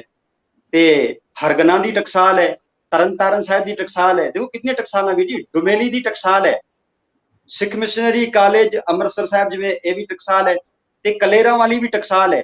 ਬੇਸ਼ੱਕ ਕੁਝ ਟਕਸਾਲਾਂ ਹੁਣ ਕਈ ਐਸੀਆਂ ਨੇ ਜਿਹੜੀਆਂ ਕਾਫੀ ਬੰਦ ਹੋਣ ਦੀ ਕਗਾਰ ਤੇ ਨੇ, ਤੇ ਕੁਝ ਟਕਸਾਲਾਂ ਐਸੀਆਂ ਨੇ ਜਿਹੜੇ ਹੁਣ ਵੀ ਬਹੁਤ ਚੰਗੀ ਤਰ੍ਹਾਂ ਚੱਲ ਰਹੀਆਂ ਨੇ। ਰਕਾਬਗੰਜ ਸਾਹਿਬ ਦੀ ਟਕਸਾਲ ਹੈ, ਜਵੱਦੀ ਕਲਾ ਦੀ ਟਕਸਾਲ ਹੈ। ਹੁਣ ਇੱਕ ਟਕਸਾਲ ਜਿੱਥੇ ਮੈਂ ਤਾਲੀਮ ਹਾਸਲ ਕੀਤੀ, ਤਾਂ ਮੈਂ ਕਹਿ ਸਕਦਾ ਕਿ ਸ੍ਰੀ ਗੁਰੂ ਗ੍ਰੰਥ ਸਾਹਿਬ ਜੀ ਵਿਦਿਆ ਕੇਂਦਰ ਮਹਿਰੋਲੀ। ਹੁਣ ਥੋੜਾ ਜਿਹਾ ਮੈਂ ਇਹਦੇ ਤੇ ਵਿਚਾਰ ਕਰਾਂਗਾ, ਮੈਨੂੰ ਸਮਾਂ ਦੇਣਾ ਜੀ। ਕਿ ਇਹ ਟਕਸਾਲ ਇੱਕ ਐਸੀ ਟਕਸਾਲ ਹੈ ਵੀਰ ਜੀ, ਜਿੱਥੇ ਬਿਲਕੁਲ ਇਸ ਤਰ੍ਹਾਂ ਦੀ ਤਾਲੀਮ ਦਿੱਤੀ ਜਾਂਦੀ ਹੈ ਕਿ ਕੀਰਤਨ ਦੀ ਸਿਖਲਾਈ ਦੇ ਵਿੱਚ, ਹਾਲਾਂਕਿ ਜਿਤਨੀਆਂ ਵੀ ਪਹਿਲਾਂ ਆਪਾਂ ਟਕਸਾਲਾਂ ਦਾ ਵਰਣਨ ਕੀਤਾ ਨਾ, ਇਹਦੇ ਵਿੱਚ ਬਹੁਤ ਵੱਡੇ ਮਹਾਂਪੁਰਖ ਰਹੇ ਹਨ, ਇਹਨਾਂ ਦੇ ਮੋਢੀ ਰਹੇ ਹਨ, ਬਹੁਤ ਜਿਨ੍ਹਾਂ ਦਾ ਨਾਂ ਸੀ, ਤੇ ਐਸੇ ਗੁਣੀਜਨ ਇਹਨਾਂ ਦੇ ਵਿੱਚੋਂ ਨਿਕਲੇ ਨੇ ਕਿ ਅਸੀਂ ਉਹਨਾਂ ਨੂੰ ਕਈ ਵਾਰੀ ਸੁਣਦੇ ਵੀ ਹਾਂ, ਪੜ੍ਹਦੇ ਵੀ ਹਾਂ। ਸਾਡੇ ਸਿਲੇਬਸ ਵਿੱਚ ਆਉਂਦੀਆਂ ਨੇ ਇਹ ਸਾਰੀਆਂ ਟਕਸਾਲਾਂ, ਤੇ ਇਹਨਾਂ ਦੇ ਮੋਢੀ, ਤੇ ਇਹਨਾਂ ਦੇ ਜਿਹੜੇ ਬਹੁਤ ਵੱਡੇ ਗੁਣੀਜਨ। ਤੇ ਗੁਰੂ ਗ੍ਰੰਥ ਸਾਹਿਬ ਜੀ ਵਿੱਚ ਇੱਕ ਸ੍ਰੀ ਗੁਰੂ ਗ੍ਰੰਥ ਸਾਹਿਬ ਜੀ ਵਿਦਿਆ ਕੇਂਦਰ, ਇਹਦੇ ਵਿੱਚ ਇੱਕ ਬੜੀ ਖਾਸੀਅਤ ਹੈ। ਖਾਸੀਅਤ ਇਹ ਹੈ ਕਿ ਜਿਵੇਂ ਕੀਰਤਨ ਸਿੱਖਣ ਦੇ ਲਈ ਕੋਈ ਬੱਚਾ ਆਇਆ, ਜੇ ਉਹ ਕੀਰਤਨ ਨਹੀਂ ਸਿੱਖ ਰਿਹਾ ਨਾ, ਤੇ ਉਹ ਵਾਪਸ ਘਰ ਨਹੀਂ ਜਾਂਦਾ ਜੀ। ਉਹਦੇ ਵਾਸਤੇ ਬੜੀਆਂ ਫੈਸਿਲਿਟੀਆਂ ਨੇ। ਹਾਲਾਂਕਿ ਇਸ ਟਕਸਾਲ ਦੇ ਵਿੱਚੋਂ ਬਹੁਤ ਵੱਡੇ ਕੀਰਤਨੀ ਗੁਣੀਜਨ ਦੇਸ਼ਾਂ ਦੇ ਵਿੱਚ ਨੇ, ਵਿਦੇਸ਼ਾਂ ਦੇ ਵਿੱਚ ਨੇ, ਬਹੁਤ ਸਾਰੇ ਸਿੱਖਿਆਰਥੀ ਨੇ, ਤੇ ਇਹਦੇ ਵਿੱਚੋਂ ਬੱਚਾ ਜਿਹੜਾ ਹੈ ਉਹ ਘਰ ਨਹੀਂ ਜਾਂਦਾ, ਉਹਨੂੰ ਕਿਸੇ ਨਾ ਕਿਸੇ ਲਾਇਕ ਬਣਾਇਆ ਜਾਂਦਾ। ਜਾਂ ਉਹਨੂੰ ਰੈਫ੍ਰਿਜਰੇਸ਼ਨ ਸਿਖਾਇਆ ਜਾਂਦਾ ਹੈ, ਜਾਂ ਉਹਨੂੰ ਟੇਲਰਿੰਗ ਸਿਖਾਈ ਜਾਂਦੀ ਹੈ, ਜਾਂ ਪੈਰਾਮੈਡੀਕਲ ਸਿਖਾ ਦਿੱਤਾ ਜਾਂਦਾ ਹੈ, ਜਾਂ ਫਿਰ ਉਸਨੂੰ ਹੋਰ ਕੋਈ ਜਿਵੇਂ ਹੋਰ ਕਈ ਕੰਮ ਐਸੇ ਨੇ ਉਹ ਉੱਥੇ ਸਿਖਾਏ ਜਾਂਦੇ ਨੇ। ਤੇ ਦੂਜੀ ਗੱਲ, ਇੱਥੇ ਕੋਈ ਕਿਸੇ ਤਰ੍ਹਾਂ ਦੀ ਕੋਈ ਫੀਸ ਨਹੀਂ ਲਈ ਹੈ, ਕੋਈ ਫੀਸ ਨਹੀਂ। ਬੱਚੇ ਨੂੰ ਇੱਕ ਜੁੱਤੇ ਤੋਂ ਲੈ ਕੇ ਨਾ ਉੱਪਰ ਤੱਕ, ਪੱਗ ਤੱਕ, ਬਿਲਕੁਲ ਉਹਦਾ ਪਹਿਰਾਵਾ, ਸਭ ਕੁਝ, ਲਿਬਾਸ, ਖਾਣਾ ਪੀਣਾ, ਐਜੂਕੇਸ਼ਨ। ਤੁਸੀਂ ਐਜੂਕੇਸ਼ਨ ਦੇ ਤੌਰ ਤੇ ਵੇਖੋ, ਮੈਂ MA ਤੱਕ ਕੀਤੀ ਹੈ ਨਾ, ਜਦੋਂ ਮੈਂ BA ਕੀਤੀ ਸੀ, ਮੈਂ ਉਦੋਂ ਉੱਥੇ ਹੀ ਕੀਤੀ ਸੀ। ਸਾਰਾ ਕੁਝ ਖਰਚਾ ਵੀ ਹੈ, ਸਾਰਾ ਕੁਝ ਜਿਤਨਾ ਵੀ ਹੈ ਉਹ ਸਭ ਬੱਚਿਆਂ ਨੂੰ ਪ੍ਰੋਵਾਈਡ ਕੀਤਾ ਜਾਂਦਾ ਹੈ। ਦੁੱਖ ਸੁੱਖ ਉਹਦਾ, ਡਾਕਟਰੀ, ਉਹਦਾ ਖਾਣਾ ਖਰਚਣਾ ਪਹਿਨਣਾ, ਕਈ ਸਾਲਾਂ ਤੱਕ ਉਹਨੂੰ ਫ੍ਰੀ ਜੀ ਬਿਲਕੁਲ ਅਕੋਮੋਡੇਸ਼ਨ ਦਿੱਤੀ ਜਾਂਦੀ ਹੈ। ਉਹਦਾ ਸਭ ਕੁਝ ਸਵਾਰਿਆ ਜਾਂਦਾ ਹੈ, ਸ਼ਿੰਗਾਰਿਆ ਜਾਂਦਾ ਹੈ। ਕੋਈ ਵੀ ਬੱਚਾ ਜਿਹੜਾ ਨਾ, ਜਿਹੜਾ ਸਿੱਖਣ ਵਾਲਾ ਹੈ, ਹਾਂ ਜਿਹੜਾ ਨਹੀਂ ਜੀ ਸਿੱਖਣ ਵਾਲਾ ਉਹਦੀ ਗੱਲ ਨਹੀਂ ਕਰ ਸਕਦੇ। ਜਿਹੜਾ ਵੀ ਜੀ ਜੀ ਸਿੱਖਣ ਵਾਲਾ ਹੈ ਉਹ ਉੱਥੋਂ ਨਾ ਉਮੀਦ ਹੋ ਕਰਕੇ ਬਿਲਕੁਲ ਨਹੀਂ ਜਾਂਦਾ। ਤੇ ਇਹ ਸ੍ਰੀ ਗੁਰੂ ਗ੍ਰੰਥ ਸਾਹਿਬ ਜੀ ਵਿਦਿਆ ਕੇਂਦਰ ਜਿਹੜੇ ਨੇ ਅੱਜ ਕੱਲ ਸੰਭਾਲ ਰਹੇ ਨੇ ਕਰਨਲ JP ਸਾਹੀ ਜੀ ਤੇ ਮੇਰੇ ਸਤਿਕਾਰਤ ਵੀਰ ਗਿਆਨੀ ਬਲਦੇਵ ਸਿੰਘ ਜੀ, ਉਹ ਉੱਥੇ ਹੁਣ ਸੇਵਾ ਸੰਭਾਲ ਕਰ ਰਹੇ ਨੇ। ਤੇ ਜੀ ਕਾਫੀ ਸਾਰੇ ਇਸ ਤਰ੍ਹਾਂ ਦੇ ਬਹੁਤ ਸਾਰੇ ਉੱਥੇ ਸੇਵਾ ਪੰਥੀ ਦੇ ਤੌਰ ਤੇ ਆਏ। ਤੇ ਉਸ ਤੋਂ ਪਹਿਲਾਂ ਜਦੋਂ ਅਸੀਂ ਤਾਲੀਮ ਹਾਸਲ ਕਰਦੇ ਸਨ, ਹਾਲਾਂਕਿ ਬਹੁਤ ਸਾਰੇ ਕੁਝ, ਜਿਵੇਂ ਆਪ ਜੀ ਚੈਨਲ ਚਲਾ ਰਹੇ ਹੋ, ਤੇ ਇਹਦੇ ਨਾਲ ਵੀ ਜੁੜੇ ਹੋਏ ਕੁਝ ਐਸੇ ਸਿੱਖਿਆਰਥੀ ਨੇ ਜੋ ਉੱਥੋਂ ਸਿੱਖਿਆ ਪ੍ਰਾਪਤ ਕਰਕੇ ਗਏ ਨੇ ਅੱਛਾ ਜੀ। ਇਹ ਹਾਂ ਜੀ, ਪ੍ਰੋਫੈਸਰ ਸਤਪਾਲ ਸਿੰਘ ਜੀ ਉਦੋਂ ਹੁੰਦੇ ਸਨ ਸਾਡੇ ਵਕਤ ਤੇ, ਹੁਣ ਉਹ ਅਕਾਲ ਚਲਾਣਾ ਕਰ ਗਏ। ਉਹਨਾਂ ਨੇ ਵੀ ਬਹੁਤ ਸੇਵਾ ਸੰਭਾਲ ਕੀਤੀ। ਮਾਤਾ ਰਮਿੰਦਰ ਕੌਰ ਜੀ, ਉਹ ਵੀ ਉੱਥੇ ਬਹੁਤ ਸੇਵਾ ਸੰਭਾਲ ਕਰ ਸਕਦੇ ਕੀਤੀ ਉਹਨਾਂ ਨੇ, ਕਿਉਂਕਿ ਸਰਦਾਰ ਹੁਕਮ ਸਿੰਘ ਜੀ ਸਪੀਕਰ ਰਾਜਸਥਾਨ ਦੇ ਗਵਰਨਰ ਸਨ, ਉਹਨਾਂ ਨੇ ਇਹ ਸੰਸਥਾ ਚਲਾਈ। ਤੇ ਸਰਦਾਰ ਫਕੀਰ ਸਿੰਘ ਜੀ, ਉਹਨਾਂ ਨੇ ਇਹ ਜਿਤਨੀ ਵੀ ਤਕਰੀਬਨ 7 ਏਕੜ ਦੀ ਜ਼ਮੀਨ ਹੈ, ਕਦੀ ਆ ਕਰਕੇ ਵੇਖੋ, ਤੁਸੀਂ ਵੇਖੋਗੇ ਕਿ ਜਦੋਂ ਤੁਸੀਂ ਇੰਟਰ ਕਰੋਗੇ ਨਾ ਇਸ ਸੰਸਥਾ ਦੇ ਵਿੱਚ, ਤੇ ਮਨ ਜਿਹੜਾ ਹੈ ਖੁਸ਼ ਹੋ ਜਾਂਦਾ, ਖੇੜਾ ਆ ਜਾਂਦਾ ਕਿ ਵਾਹ ਕਮਾਲ ਦੀ ਸੰਸਥਾ ਬਣਾਈ ਹੈ। ਤੁਸੀਂ ਦੇਖੋਗੇ ਉੱਥੇ ਹਰ ਕੋਈ ਆਂਦਾ ਹੈ ਤੇ ਨਾ ਮੁਰਾਦ ਹੋ ਕਰਕੇ ਕੋਈ ਵੀ ਨਹੀਂ ਜਾਂਦਾ। ਇੱਥੋਂ ਤੱਕ ਕਿ ਸੰਗਤ ਵੀ ਜਿਹੜੀ ਆਉਂਦੀ ਹੈ ਨਾ, ਉਹ ਵੀ ਖੁਸ਼ ਹੋ ਕਰਕੇ ਜਾਂਦੀ ਹੈ। ਤੇ ਇਹ ਟਕਸਾਲਾਂ ਦੇ ਰੂਪ ਦੇ ਵਿੱਚ ਰਾਗ ਕੀਰਤਨ ਸਿੱਖਿਆ ਜਾਂਦਾ ਸੀ। ਤੇ ਆਪਾਂ ਉਸ ਪੁਆਇੰਟ ਤੇ ਆਈਏ ਕਿ ਰਾਗਾਂ ਦੇ ਵਿੱਚ ਕੀਰਤਨ ਕਰਨਾ ਬੜਾ ਔਖਾ ਹੈ। ਹੁਣ ਦੇਖੋ ਤੰਤੀ ਸਾਧ ਨੇ, ਤੰਤੀ ਸਾਧ ਨੂੰ ਸੁਰ ਕਰਨ ਦੇ ਵਿੱਚ ਹੀ ਬੜਾ ਸਮਾਂ ਲੱਗ ਜਾਂਦਾ ਹੈ। ਸਿੱਖਣਾ ਤੇ ਬੜੀ ਦੂਰ ਦੀ ਗੱਲ ਰਹੀ, ਬਹੁਤ ਸਮਾਂ ਲੱਗ ਜਾਂਦਾ ਹੈ। ਹੁਣ ਤਾਂ ਅੱਜ ਕੱਲ ਦਾ ਜਿਹੜਾ ਕੀਰਤਨੀ ਸਿੰਘ ਹੈ, ਉਹ ਕੀ ਕਰਦਾ ਹੈ, ਉਹ ਚਾਹੁੰਦਾ ਕਿ ਮੈਨੂੰ ਬੜੀ ਛੇਤੀ ਹੀ ਮੈਂ ਫੇਮਸ ਹੋ ਜਾਵਾਂ, ਪ੍ਰਸਿੱਧ ਹੋ ਜਾਵਾਂ। ਮੈਂ 4 ਸ਼ਬਦ ਸਿੱਖਾਂ ਤੇ ਮੈਂ 4 ਸ਼ਬਦਾਂ ਦੇ ਉੱਤੇ ਹੋਰ ਕਈ ਧੁਨਾਂ ਬਣਾ ਕਰਕੇ ਗਾਉਂਦਾ ਰਹਾਂ ਤੇ ਮੈਨੂੰ ਪ੍ਰਮੁਖਤਾ ਮਿਲ ਜਾਏ, ਮੈਂ ਫੇਮਸ ਹੋ ਜਾਵਾਂ ਤੇ ਮੈਂ ਦੇਸ਼ਾਂ ਦੇ ਵਿੱਚ ਵਿਦੇਸ਼ਾਂ ਦੇ ਵਿੱਚ ਕੀਰਤਨ ਕਰਾਂ। ਇਸ ਤਰ੍ਹਾਂ ਨਹੀਂ। ਇਹਦੇ ਸਿੱਖਣ ਦੇ ਲਈ ਟਾਈਮ ਕੱਢਣਾ ਪੈਂਦਾ ਹੈ, ਸਮਾਂ ਦੇਣਾ ਪੈਂਦਾ ਹੈ। ਤੇ ਇਹਨੂੰ ਸਿੱਖਣ ਦੇ ਵਾਸਤੇ ਬਹੁਤ ਹੀ ਉਸਤਾਦਾਂ ਦੀ, ਜਿਵੇਂ ਆਪਾਂ ਕਹਿੰਦੇ ਆ ਨਾ ਕਿ ਉਸਤਾਦਾਂ ਦੀ ਬਹੁਤ ਹੀ ਮਿਹਨਤਾਂ ਵੀ ਕਰਨੀਆਂ ਪੈਂਦੀਆਂ ਨੇ। ਹਾਂ, ਇਹ ਗੱਲ ਵੱਖਰੀ ਹੈ ਕਿ ਹੁਣ ਕੁਝ ਚੈਨਲ ਆ ਗਏ ਨੇ, YouTube ਆ ਗਿਆ, ਜਿਹਦੇ ਉੱਤੇ ਸਾਰੀ ਫੈਸਿਲਿਟੀ ਮਿਲ ਜਾਂਦੀ ਹੈ। ਪਰ ਜਿਹੜਾ ਮਜ਼ਾ ਟਕਸਾਲਾਂ ਦੇ ਵਿੱਚ ਰਹਿ ਕਰਕੇ ਸਿੱਖਣ ਦੇ ਵਿੱਚ ਮਿਲਦਾ ਹੈ ਨਾ, ਉਹ ਨਹੀਂ ਮਿਲਦਾ। ਤੇ ਅੱਜ ਦੇ ਬੱਚੇ ਤੁਸੀਂ ਵੇਖ ਰਹੇ ਹੋ, ਜਾਂ ਅੱਜ ਦੇ ਗੁਰੂ ਘਰ ਦੇ ਕੀਰਤਨੀ, ਹਾਲਾਂਕਿ ਮੁਬਾਰਕ ਹਨ ਜਿਹੜੇ ਕੀਰਤਨ ਕਰਦੇ ਨੇ। ਮੈਂ ਨਹੀਂ ਕਹਿੰਦਾ ਕਿ ਜਿਹੜੇ ਟਿਊਨਾਂ ਦੇ ਵਿੱਚ ਜਾਂ ਹੋਰ ਤਰੀਕੇ ਦੇ ਨਾਲ ਕੀਰਤਨ ਕਰ ਰਹੇ ਹਨ, ਸਭ ਨੂੰ, ਕਿਉਂਕਿ ਜੇ ਆਪਾਂ ਠੀਕ ਤਰੀਕੇ ਨਾਲ ਸਮਝੀਏ ਨਾ ਵੀਰ ਜੀ, ਤੇ ਗੁਰੂ ਅਰਜਨ ਦੇਵ ਜੀ ਵਕਤ ਕੀ ਹੋਇਆ ਸੀ, ਤੇ ਝਾਤ ਮਾਰੀਏ ਕਿ ਭਾਈ ਸੱਤਾ ਤੇ ਭਾਈ ਬਲਵੰਡ ਜਿਸ ਵਕਤ ਉਹ ਛੱਡ ਗਏ ਸਨ ਕੀਰਤਨ ਕਰਨਾ ਕੁਝ ਸਮੇਂ ਦੇ ਲਈ, ਕਿਉਂਕਿ ਉਹਨਾਂ ਦੇ ਮਨ ਦੇ ਵਿੱਚ ਕੁਝ ਪ੍ਰਸ਼ਨ ਸਨ ਜਿਨ੍ਹਾਂ ਦਾ ਨਿਵਾਰਨ ਗੁਰੂ ਪਾਤਸ਼ਾਹ ਨੇ ਕੀਤਾ। ਤੇ ਗੁਰੂ ਪਾਤਸ਼ਾਹ ਨੇ ਕਿਹਾ ਕਿ ਜਿਹੜਾ ਵੀ ਗੁਰਸਿੱਖ ਬਾਣੀ ਪੜ੍ਹੇਗਾ ਕੀਰਤਨ ਦੇ ਰੂਪ ਦੇ ਵਿੱਚ, ਮੇਰੀ ਕਿਰਪਾ ਉਹਦੇ ਉੱਤੇ ਹੋਵੇਗੀ। ਠੀਕ ਹੈ ਜੀ। ਤੇ ਅੱਜ ਦੇ ਸਮੇਂ ਦੇ ਵਿੱਚ ਇਹ ਨਹੀਂ ਕਿ ਜਿਹੜਾ ਕੀਰਤਨ ਕਰ ਰਿਹਾ ਹੈ, ਭਾਵੇਂ ਉਹ ਕਿਸੇ ਤਰੀਕੇ ਦੇ ਨਾਲ ਵੀ ਕੀਰਤਨ ਕਰ ਰਿਹਾ ਹੈ, ਗੁਰੂ ਸਾਹਿਬ ਦੀ ਖੁਸ਼ੀ ਤੇ ਜ਼ਰੂਰ ਪ੍ਰਾਪਤ ਕਰ ਰਿਹਾ ਹੈ। ਮੈਂ ਇਹ ਵੀ ਬੇਨਤੀ ਕਰਾਂ, ਗੁਰੂ ਪਾਤਸ਼ਾਹ ਦੀ ਰਹਿਮਤ ਉਹਦੇ ਉੱਤੇ ਹੈ, ਪਰ ਹਾਂ ਥੋੜਾ ਜਿਹਾ ਉਸ ਨੂੰ ਥੋੜਾ ਰਾਗ ਸਿੱਖਣਾ ਬਹੁਤ ਜ਼ਰੂਰੀ ਹੈ। ਘੱਟੋ ਘੱਟ ਇੱਕ ਰਾਗ ਜਿਹੜਾ ਉਹ ਕੀਰਤਨ ਸ਼ੁਰੂ ਕਰ ਰਿਹਾ ਹੈ, ਤੇ ਰਾਗ ਦਾ ਇੱਕ ਸ਼ਬਦ ਤੇ ਪੜ੍ਹੇ, ਕਿਉਂਕਿ ਗੁਰੂ ਸਾਹਿਬ ਉਹਨੂੰ ਫਿਰ ਹੋਰ ਖੁਸ਼ੀਆਂ ਦੇਣਗੇ। ਗੁਰੂ ਸਾਹਿਬ ਦੀ ਨਜ਼ਰਾਂ ਦੇ ਵਿੱਚ ਉਹ ਪ੍ਰਵਾਨ ਚੜ੍ਹੇਗਾ, ਕਿਉਂਕਿ ਰਾਗਾਂ ਦੇ ਵਿੱਚ ਗੁਰੂ ਗ੍ਰੰਥ ਸਾਹਿਬ ਜੀ ਮਹਾਰਾਜ ਲਿਖੇ ਗਏ ਹਨ। ਤੇ ਰਾਗ ਦੀ ਵਡਿਆਈ ਹੈ, ਕਿਉਂਕਿ ਰਾਗ ਦੇ ਵਿੱਚ ਜਿਹੜੀ ਬਾਣੀ ਗਾਈ ਜਾਂਦੀ ਹੈ ਨਾ, ਅਸਲ ਦੇ ਵਿੱਚ ਉਹ ਛੇਤੀ ਪ੍ਰਭਾਵਸ਼ੀਲ ਹੁੰਦੀ ਹੈ, ਮਨੁੱਖੀ ਮਨ ਦੇ ਉੱਤੇ ਛੇਤੀ ਅਸਰ ਕਰਦੀ ਹੈ। ਇਸ ਕਰਕੇ ਜਿਹੜੇ ਬਹੁਤੇ ਅੱਜ ਦੇ ਕੀਰਤਨੀ ਸਿੰਘ ਹਨ, ਉਹ ਰਾਗ ਸਿੱਖਣਾ ਨਹੀਂ ਚਾਹੁੰਦੇ, ਕਿਉਂਕਿ ਇਹਦੇ ਵਿੱਚ ਮਿਹਨਤ ਬੜੀ ਮਿਹਨਤ ਹੈ ਵੀਰ ਜੀ, ਬਹੁਤ ਮਿਹਨਤ ਹੈ। ਅਸੀਂ ਮਿਹਨਤ ਕਰਦੇ ਰਹੇ ਹਾਂ ਤੇ ਹੁਣ ਵੀ ਕਰ ਰਹੇ ਹਾਂ, ਹੁਣ ਵੀ ਸਿੱਖ ਰਹੇ ਹਾਂ। ਸੰਗੀਤ ਇੱਕ ਐਸਾ ਸਮੁੰਦਰ ਹੈ ਵੀਰ ਜੀ। ਮੈਂ ਬੇਨਤੀ ਕਰਾਂ, ਜਿਹੜੇ ਮੇਰੇ ਵੀਰ ਗੁਰਮੁਖ ਪਿਆਰੇ ਦੇਖ ਰਹੇ ਹਨ, ਮੈਂ ਉਹਨਾਂ ਨੂੰ ਵੀ ਬੇਨਤੀ ਕਰਾਂਗਾ ਕਿ ਤੁਹਾਡੇ ਜਿਹੜੇ ਬੱਚੇ ਨੇ ਉਹ ਅਜੇ ਛੋਟੇ ਨੇ, ਤੇ ਉਹਨਾਂ ਨੂੰ ਨਾ ਤੁਸੀਂ ਇਹ ਸਿੱਖਿਆ ਜ਼ਰੂਰ ਦੇਣੀ ਹੈ। ਜੇ ਵਿਰਾਸਤ ਨੂੰ ਸੰਭਾਲਣਾ ਹੈ ਤੇ ਗੁਰਮਤ ਦੀ ਤਾਲੀਮ ਉਹਨਾਂ ਨੂੰ ਦੇਣੀ ਬਹੁਤ ਜ਼ਰੂਰੀ ਹੈ। ਨਹੀਂ ਤੇ ਐਸਾ ਸਮਾਂ ਆਏਗਾ ਬਿਲਕੁਲ ਇਹ ਸੰਗੀਤ ਲੁਪਤ ਹੋ ਜਾਏਗਾ। ਜਿਵੇਂ ਤੰਤੀ ਸਾਜ਼ ਲੁਪਤ ਹੋ ਰਹੇ ਨੇ ਨਾ, ਇਸ ਤਰ੍ਹਾਂ ਕੀਰਤਨ ਦੀ ਪਰੰਪਰਾ ਵੀ ਲੁਪਤ ਹੋ ਜਾਏਗੀ, ਟ੍ਰੈਡੀਸ਼ਨ ਹੀ ਲੁਪਤ ਹੋ ਜਾਏਗੀ। ਪਤਾ ਵੀ ਨਹੀਂ ਲੱਗੇਗਾ ਕਿ ਅਸੀਂ ਕੀਰਤਨ ਦੀ ਟ੍ਰੈਡੀਸ਼ਨ ਕੀ ਸੀ, ਪਰੰਪਰਾ ਕੀ ਸੀ। ਜਿਵੇਂ ਰਾਗ ਸ਼ੁਰੂ ਕਰਦੇ ਆ ਤੇ ਸਭ ਤੋਂ ਪਹਿਲਾਂ ਗੁਰੂ ਘਰ ਦੇ ਕੀਰਤਨੀ ਜਦੋਂ ਦੇਖੋ ਨਾ, ਜਿਹੜੇ ਪੁਰਾਤਨ ਕੀਰਤਨ, ਉਹ ਸ਼ਾਨ ਤੋਂ ਸ਼ੁਰੂ ਕਰਦੇ ਸਨ। ਸ਼ਾਨ ਦਾ ਮਤਲਬ ਹੁੰਦਾ ਕਿ ਤੰਤੀ ਸਾਜ਼ਾਂ ਦੇ ਨਾਲ ਬਹੁਤ ਸਮਾਂ, ਐਸਾ ਸਮਾਂ ਜਿਤਨਾ ਕਿ ਰਾਗ ਦਾ ਰੂਪ ਨਿਖੜ ਕੇ ਆ ਜਾਏ ਉਹ ਤੰਤੀ ਸਾਜ਼ ਵਜਾਇਆ ਜਾਂਦਾ ਸੀ। ਜਾਂ ਹੁਣ ਵੀ ਜਿਹੜੇ ਗੁਣੀਜਨ ਹਨ ਉਹ ਵਾਜੇ ਦੇ ਨਾਲ ਵੀ ਨਾ ਉਹ ਰਾਗ ਦੀਆਂ ਸੁਰਾਂ ਵਜਾਉਂਦੇ ਨੇ ਸ਼ਾਨ ਦੇ ਰੂਪ ਦੇ ਵਿੱਚ। ਫਿਰ ਮੰਗਲਾ ਚਰਨ ਗਾਇਆ ਜਾਂਦਾ ਸੀ, ਫਿਰ ਡੰਡੌਤ, ਫਿਰ ਜਾ ਕੇ ਕਿਤੇ ਸ਼ਬਦ ਸ਼ੁਰੂ ਹੁੰਦਾ ਸੀ। ਤੇ ਇਹ ਟ੍ਰੈਡੀਸ਼ਨ ਖਤਮ ਹੋ ਗਈ। ਹੁਣ ਕੀ ਕਰਦੇ ਆ ਕਿ ਮੈਂ ਵੀ ਜਿਵੇਂ ਕੀਰਤਨ ਕੀਤਾ ਤੇ ਮੈਂ ਚਾਹੁੰਦਾ ਕਿ ਮੈਂ ਵੀ ਫੇਮਸ ਹੋ ਜਾਵਾਂ, ਪ੍ਰਸਿੱਧ ਹੋ ਜਾਵਾਂ ਰਾਗ ਨੂੰ ਛੱਡ ਕਰਕੇ। ਤੇ ਅਜੋਕੇ ਰੂਪ ਦੇ ਅੱਜ ਦੇ ਸਮੇਂ ਦੇ ਵਿੱਚ ਤੁਸੀਂ ਵੇਖ ਰਹੇ ਹੋ ਕਿ ਕਿਸ ਤਰ੍ਹਾਂ ਦਾ ਕੀਰਤਨ, ਕਿਸ ਤਰ੍ਹਾਂ ਦੀ ਟ੍ਰੈਡੀਸ਼ਨ ਚੱਲ ਰਹੀ ਹੈ ਕਿ ਉਹ ਇੰਜ ਲੱਗਦਾ ਹੈ ਕਿ ਕੀਰਤਨ ਨਾ ਹੋ ਕਰਕੇ ਕੁਝ ਐਸਾ ਲੱਗ ਰਿਹਾ ਜਿਵੇਂ ਕੋਈ ਯੋਗਾ ਹੋ ਰਿਹਾ ਹੋਵੇ, ਗੁਸਤਾਖੀ ਮਾਰ, ਜਿਵੇਂ ਇਸ ਤਰ੍ਹਾਂ ਲੱਗ ਰਿਹਾ ਹੈ ਕਿ ਪਤਾ ਨਹੀਂ ਕੀਰਤਨ ਤੇ ਹੈ ਹੀ ਕੁਝ ਨਹੀਂ। ਤੇ ਕੀਰਤਨ ਦੀ ਨਾ ਆਪਣੀ ਇੱਕ ਸ਼ੈਲੀ ਹੈ, ਆਪਣੀ ਇੱਕ ਟ੍ਰੈਡੀਸ਼ਨ ਹੈ। ਤੇ ਇਸ ਕਰਕੇ ਤੁਸੀਂ ਵੇਖੋਗੇ ਬਾਣੀ ਦੇ ਵਿੱਚ ਵੀ ਇਹ ਵਡਿਆਇਆ ਗਿਆ ਹੈ, ਇਹ ਸਮਝਾਇਆ ਗਿਆ ਹੈ ਕਿ ਬਾਣੀ ਨੂੰ ਗਾਉਣਾ ਕਿਸ ਤਰ੍ਹਾਂ ਹੈ। ਹਰ ਕਾ ਬਿਲੋਵਨਾ, ਬਿਲੋਵੋ ਮੇਰੇ ਭਾਈ ਸਹਿਜ ਬਿਲੋਵੋ। ਦੇਖੋ ਕਬੀਰ ਸਾਹਿਬ ਜੀ ਨੇ ਇਹ ਬਾਣੀ ਵਿੱਚ ਲਿਖਿਆ ਹੈ, ਇਹਨੂੰ ਸਹਿਜ ਦੇ ਵਿੱਚ ਗਾਉਣਾ ਹੈ। ਸਹਿਜ ਬਿਲੋਵੋ ਜੈਸੇ ਤਤ ਨਾ ਜਾਈ। ਹੁਣ ਜੇ ਆਪਾਂ ਕੀਰਤਨ ਹੀ ਇਸ ਤਰ੍ਹਾਂ ਦਾ ਕਰਾਂਗੇ ਕਿ ਉਹਦੇ ਵਿੱਚ ਤਤ ਹੀ ਨਿਕਲ ਜਾਏ, ਬਾਣੀ ਨਹੀਂ ਸਮਝ ਆ ਰਹੀ, ਫਿਰ ਫਾਇਦਾ ਨਹੀਂ। ਬਾਣੀ ਨੂੰ ਉਸ ਹਿਸਾਬ ਨਾਲ ਗਾਈਏ ਕਿ ਬਾਣੀ ਵੀ ਸਮਝ ਆ ਜਾਏ, ਰਾਗ ਵੀ ਸਮਝ ਆ ਜਾਏ ਤੇ ਮਨ ਜਿਹੜਾ ਹੈ ਉਹ ਠੰਡਾ ਠਾਰ ਹੋ ਜਾਏ। ਤੇ ਮੈਂ ਬੇਨਤੀ ਕਰਾਂਗਾ ਜਿਹੜੇ ਗੁਰਮੁਖ ਪਿਆਰੇ ਕੀਰਤਨ ਕਰ ਰਹੇ ਹਨ, ਮੁਬਾਰਕ ਹਨ, ਬਹੁਤ ਸੋਹਣੀ ਗੱਲ ਹੈ। ਜਿਹੜੇ ਬੱਚੇ ਸਿੱਖ ਰਹੇ ਹਨ, ਬਹੁਤ ਸੋਹਣੀ ਗੱਲ ਹੈ। ਪਰ ਥੋੜਾ ਰਾਗ ਦੇ ਆਧਾਰ ਦੇ ਉੱਤੇ ਵੀ ਕੀਰਤਨ ਸਿੱਖਣਾ ਤੇ ਗਾਉਣਾ ਅਤ ਲਾਜ਼ਮੀ ਹੈ, ਅਤ ਜ਼ਰੂਰੀ। ਹਾਂਜੀ ਜੀ, ਸਭ ਤੋਂ ਪਹਿਲਾਂ ਵੀਰ ਜੀ ਮੈਂ ਬਹੁਤ ਵਧਾਈ ਦੇਣਾ ਚਾਹਾਂਗਾ ਜਿਹੜੇ ਵੀ ਸ਼੍ਰੀ ਗੁਰੂ ਗ੍ਰੰਥ ਸਾਹਿਬ ਵਿਦਿਆ ਕੇਂਦਰ ਦੀ ਸਾਂਭ ਸੰਭਾਲ ਕਰ ਰਹੇ ਹਨ, ਕਿਉਂਕਿ ਇਸ ਤਰ੍ਹਾਂ ਦੇ ਟਕਸਾਲ ਬਹੁਤ ਜ਼ਰੂਰੀ ਹਨ ਜਿਹੜੇ ਕਿ ਅੱਜ ਜਿਸ ਤਰ੍ਹਾਂ ਦੱਸਿਆ ਕਿ ਪੂਰਾ ਖਰਚਾ ਵੀ ਹੋਈ ਚੁੱਕ ਰਹੇ ਹਨ ਤੇ ਸਭ ਕੁਝ ਜਿਸ ਤਰ੍ਹਾਂ ਬੱਚੇ ਨੂੰ ਜਾਣਾ ਹੈ ਤੇ ਸਿੱਖਣ ਦੀ ਚਾਹ ਰੱਖਣੀ ਹੈ, ਸਿੱਖਣ ਦੀ ਚਾਹ ਰੱਖਣ ਵਾਲੇ ਬਿਲਕੁਲ ਉਹਨਾਂ ਨੇ ਅੱਗੇ ਵਧਾਇਆ ਹੈ ਤੇ ਬਹੁਤ ਵਧਾਈ ਦੇ ਪਾਤਰ ਹਨ। ਤੇ ਨਾਲ ਹੀ ਵੀਰ ਜੀ ਜਿਸ ਤਰ੍ਹਾਂ ਆਪ ਜੀ ਨੇ ਹੁਣੇ ਜ਼ਿਕਰ ਕੀਤਾ ਕਿ ਜਿਹੜੇ ਤੰਤੀ ਸਾਜ਼ ਨੇ ਉਹ ਲੋਪ ਹੋ ਰਹੇ ਨੇ, ਆਪ ਜੀ ਦੇ ਪਿੱਛੇ ਵੀ ਇੱਕ ਰਬਾਬ ਮੈਂ ਦੇਖ ਰਿਹਾ ਪਿਆ ਹੈ, ਤੇ ਇਹਦਾ ਕੀ ਕਾਰਨ ਹੈ? ਆਪ ਜੀ ਕੀ ਸਮਝਦੇ ਹੋ ਕਿ ਤੰਤੀ ਸਾਜ਼ ਜਿਹੜੇ ਨੇ ਉਹ ਕਿਉਂ ਲੋਪ ਹੋ ਰਹੇ ਹਨ? ਹਾਂਜੀ ਹਾਂਜੀ ਬਿਲਕੁਲ ਜੀ। ਦੇਖੋ ਜੀ, ਜਿਸ ਤਰ੍ਹਾਂ ਮੈਂ ਆਪ ਜੀ ਨੂੰ ਬੇਨਤੀ ਕੀਤੀ ਕਿ ਸ੍ਰੀ ਗੁਰੂ ਗ੍ਰੰਥ ਸਾਹਿਬ ਜੀ ਵਿਦਿਆ ਕੇਂਦਰ ਮਹਿਰੋਲੀ, ਉੱਥੇ ਤੁਸੀਂ ਵੇਖੋਗੇ ਕਿ ਹੁਣ ਬਹੁਤ ਸਾਰੇ ਸਿੱਖਿਆਰਥੀ ਤੰਤੀ ਸਾਜ਼ਾਂ ਨੂੰ ਸਿੱਖ ਰਹੇ ਹਨ ਤੇ ਤੰਤੀ ਸਾਜ਼ ਇੰਨੇ ਸੋਹਣੇ ਵਜਾਉਂਦੇ ਨੇ ਨਾ, ਤੁਸੀਂ ਆਪ ਵੇਖੋਗੇ ਕਿ ਜਿਹੜਾ ਹੁਣ ਗੁਰੂ ਨਾਨਕ ਦੇਵ ਮਹਾਰਾਜ ਜੀ ਦਾ ਗੁਰਪੁਰਬ ਨਿਕਲਿਆ, ਇੰਡੀਆ ਗੇਟ ਦੇ ਉੱਤੇ ਬਹੁਤ ਵੱਡਾ ਸਮਾਗਮ ਹੋਇਆ ਸੀ। ਉਹਦੇ ਵਿੱਚ ਬਹੁਤ ਸਾਰੇ ਤੰਤੀ ਸਾਜ਼ ਵਜਾਉਣ ਵਾਲੇ ਬਹੁਤ ਸਾਰੇ ਗੁਰੂ ਗ੍ਰੰਥ ਸਾਹਿਬ ਜੀ ਵਿਦਿਆ ਕੇਂਦਰ ਦੇ ਹੀ ਸਟੂਡੈਂਟ ਵਿਦਿਆਰਥੀ ਸਨ।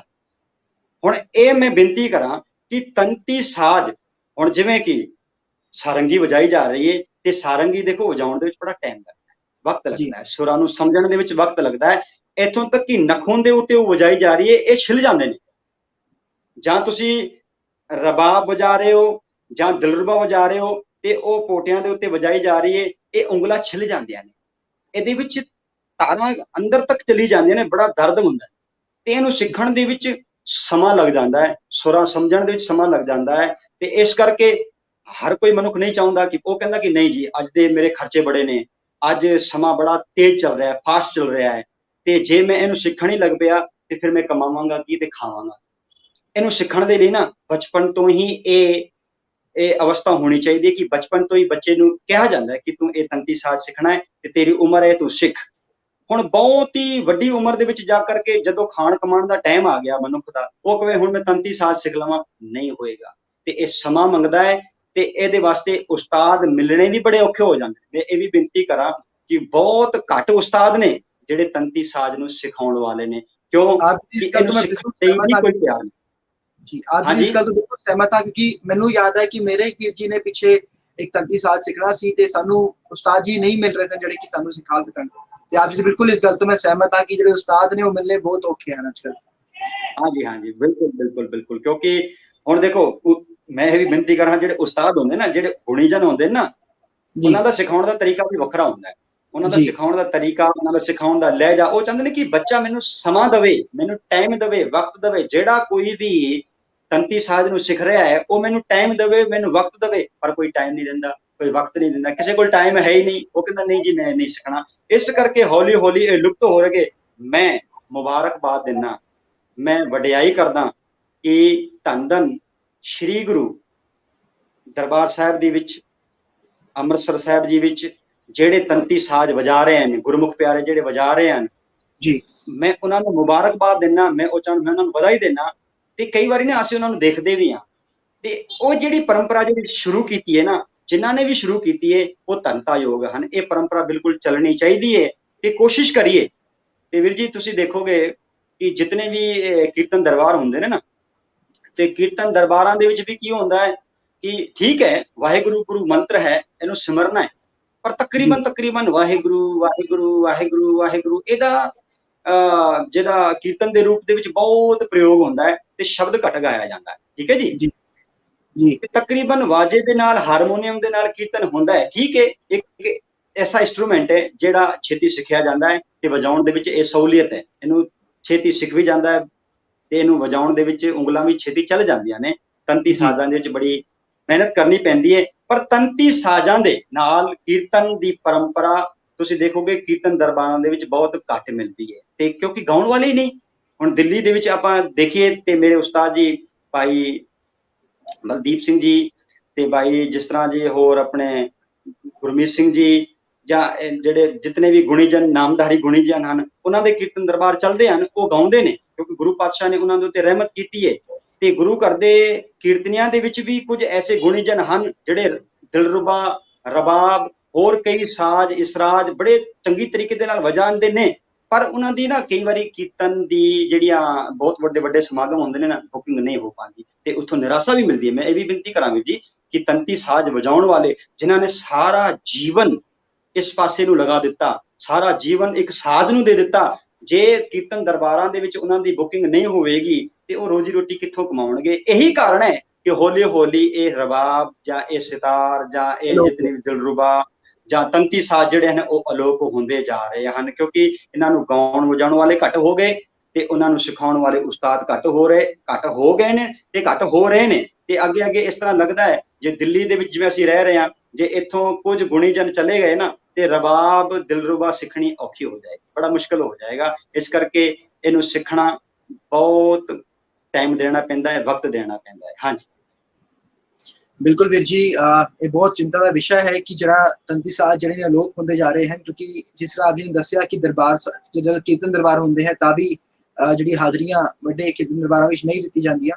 ਇਹ ਬਹੁਤ ਚਿੰਤਾ ਦਾ ਵਿਸ਼ਾ ਹੈ ਤੇ ਮੈਂ ਜ਼ਰੂਰ ਬੇਨਤੀ ਕਰਾਂਗਾ ਸਾਰਿਆਂ ਨੂੰ ਕਿ ਅਸੀਂ ਕੋਸ਼ਿਸ਼ ਕਰੀਏ ਆਪਣੇ ਘਰ ਵਿੱਚ ਇੱਕ ਨਾ ਇੱਕ ਜਨ ਨੂੰ ਅਸੀਂ ਤੰਤੀ ਸਾਜ਼ ਜਿਹੜੇ ਨੇ ਉਹ ਜ਼ਰੂਰ ਸਿਖਾਈਏ। ਤੇ ਨਾਲ ਹੀ ਆਪ ਜੀ ਦਾ ਬਹੁਤ ਬਹੁਤ ਧੰਨਵਾਦ ਹੈ ਵੀਰ ਜੀ, ਆਪ ਜੀ ਨੇ ਸਮਾਂ ਕੱਢ ਕੇ ਸਾਡੇ ਨਾਲ ਬਹੁਤ ਡੂੰਘੀ ਵਿਚਾਰ ਜਿਹੜੀ ਹੈ ਇਸ ਵਿਸ਼ੇ ਤੇ ਕੀਤੀ ਹੈ ਤੇ ਅਸੀਂ ਆਪ ਜੀ ਦੇ ਬਹੁਤ ਧੰਨਵਾਦੀ ਹਾਂ। ਤੇ ਨਾਲ ਹੀ ਆਪ ਜੀ ਨੂੰ ਬੇਨਤੀ ਹੈ ਜਦੋਂ ਆਪ ਜੀ ਨੂੰ ਅੱਗੋਂ ਯਾਦ ਕਰਾਂਗੇ ਆਪ ਜੀ ਜ਼ਰੂਰ, ਮੈਨੂੰ ਉਮੀਦ ਹੈ ਹਾਜ਼ਰੀ ਭਰੋਗੇ ਤੇ ਸਾਡੇ ਨਾਲ ਜੁੜੋਗੇ। ਜ਼ਰੂਰ। ਮੈਂ ਆਪ ਜੀ ਦਾ ਵੀ ਬਹੁਤ ਬਹੁਤ ਧੰਨਵਾਦ ਕਰਦਾ ਕਿ ਇਸ ਚੈਨਲ ਨੇ ਮੈਨੂੰ ਇਸ ਲਾਇਕ ਸਮਝਿਆ ਹੈ ਕਿ ਮੈਨੂੰ ਸੰਗਤਾਂ ਤੋਂ ਰੂਬਰੂ ਕਰਵਾਇਆ ਹੈ। ਮੈਂ ਆਪ ਜੀ ਦਾ ਵੀ ਬਹੁਤ ਬਹੁਤ ਧੰਨਵਾਦ ਕਰਦਾ ਤੇ ਮੈਂ ਇਹ ਵੀ ਗੁਰੂ ਅੱਗੇ ਅਰਦਾਸ ਕਰਦਾ ਕਿ ਆਪ ਜੀ ਨੂੰ ਗੁਰੂ ਪਾਤਸ਼ਾਹ ਹੋਰ ਚੜ੍ਹਦੀਆਂ ਕਲਾ ਬਖਸ਼ਿਸ਼ ਕਰਦੇ, ਕਿਉਂਕਿ ਇਹ ਜਿਹੜਾ ਆਪ ਜੀ ਨੇ ਇਹ ਜਿਹੜਾ ਪੁਆਇੰਟ ਲਿਆ ਹੈ ਨਾ, ਇਹ ਪੁਆਇੰਟ ਹਰ ਇੱਕ ਗੁਰਸਿੱਖ ਨੂੰ ਲੈ ਕਰਕੇ ਚੱਲਣਾ ਚਾਹੀਦਾ ਹੈ। ਇਹ ਵਿਊ ਜਿਹੜਾ ਹੈ, ਇਹ ਏਮ ਜਿਹੜਾ ਹੈ, ਇਹ ਬੜਾ ਜ਼ਰੂਰੀ ਹੈ। ਗੁਰਮਤ ਦਾ ਇੱਕ ਵਿਊ, ਗੁਰਮਤ ਦਾ ਇੱਕ ਪੁਆਇੰਟ, ਇਸ ਦੇ ਉੱਤੇ ਗੱਲ ਕਰਨੀ ਅਤ ਜ਼ਰੂਰੀ ਹੈ, ਬਣਦਾ ਵੀ ਹੈ। ਤੇ ਆਪ ਜੀ ਨੇ ਮੈਨੂੰ ਇੰਨਾ ਮਾਣ ਦਿੱਤਾ, ਸਤਿਕਾਰ ਦਿੱਤਾ ਹੈ, ਮੈਂ ਆਪ ਸਭਨਾਂ ਦਾ ਬਹੁਤ ਬਹੁਤ ਧੰਨਵਾਦ ਕਰਦਾ ਜੀ। ਮੈਨੂੰ ਉਮੀਦ ਹੈ ਅੱਗੋਂ ਤੋਂ ਵੀ ਆਪ ਜੀ ਨੂੰ ਯਾਦ ਕਰਾਂਗੇ, ਆਪ ਜੀ ਸਾਡੇ ਨਾਲ ਜੁੜੋਗੇ। ਆਓ ਫਤਿਹ ਦੀ ਸਾਂਝ ਕਰੀਏ। ਵਾਹਿਗੁਰੂ ਜੀ ਕਾ ਖਾਲਸਾ, ਵਾਹਿਗੁਰੂ ਜੀ ਕੀ ਫਤਿਹ।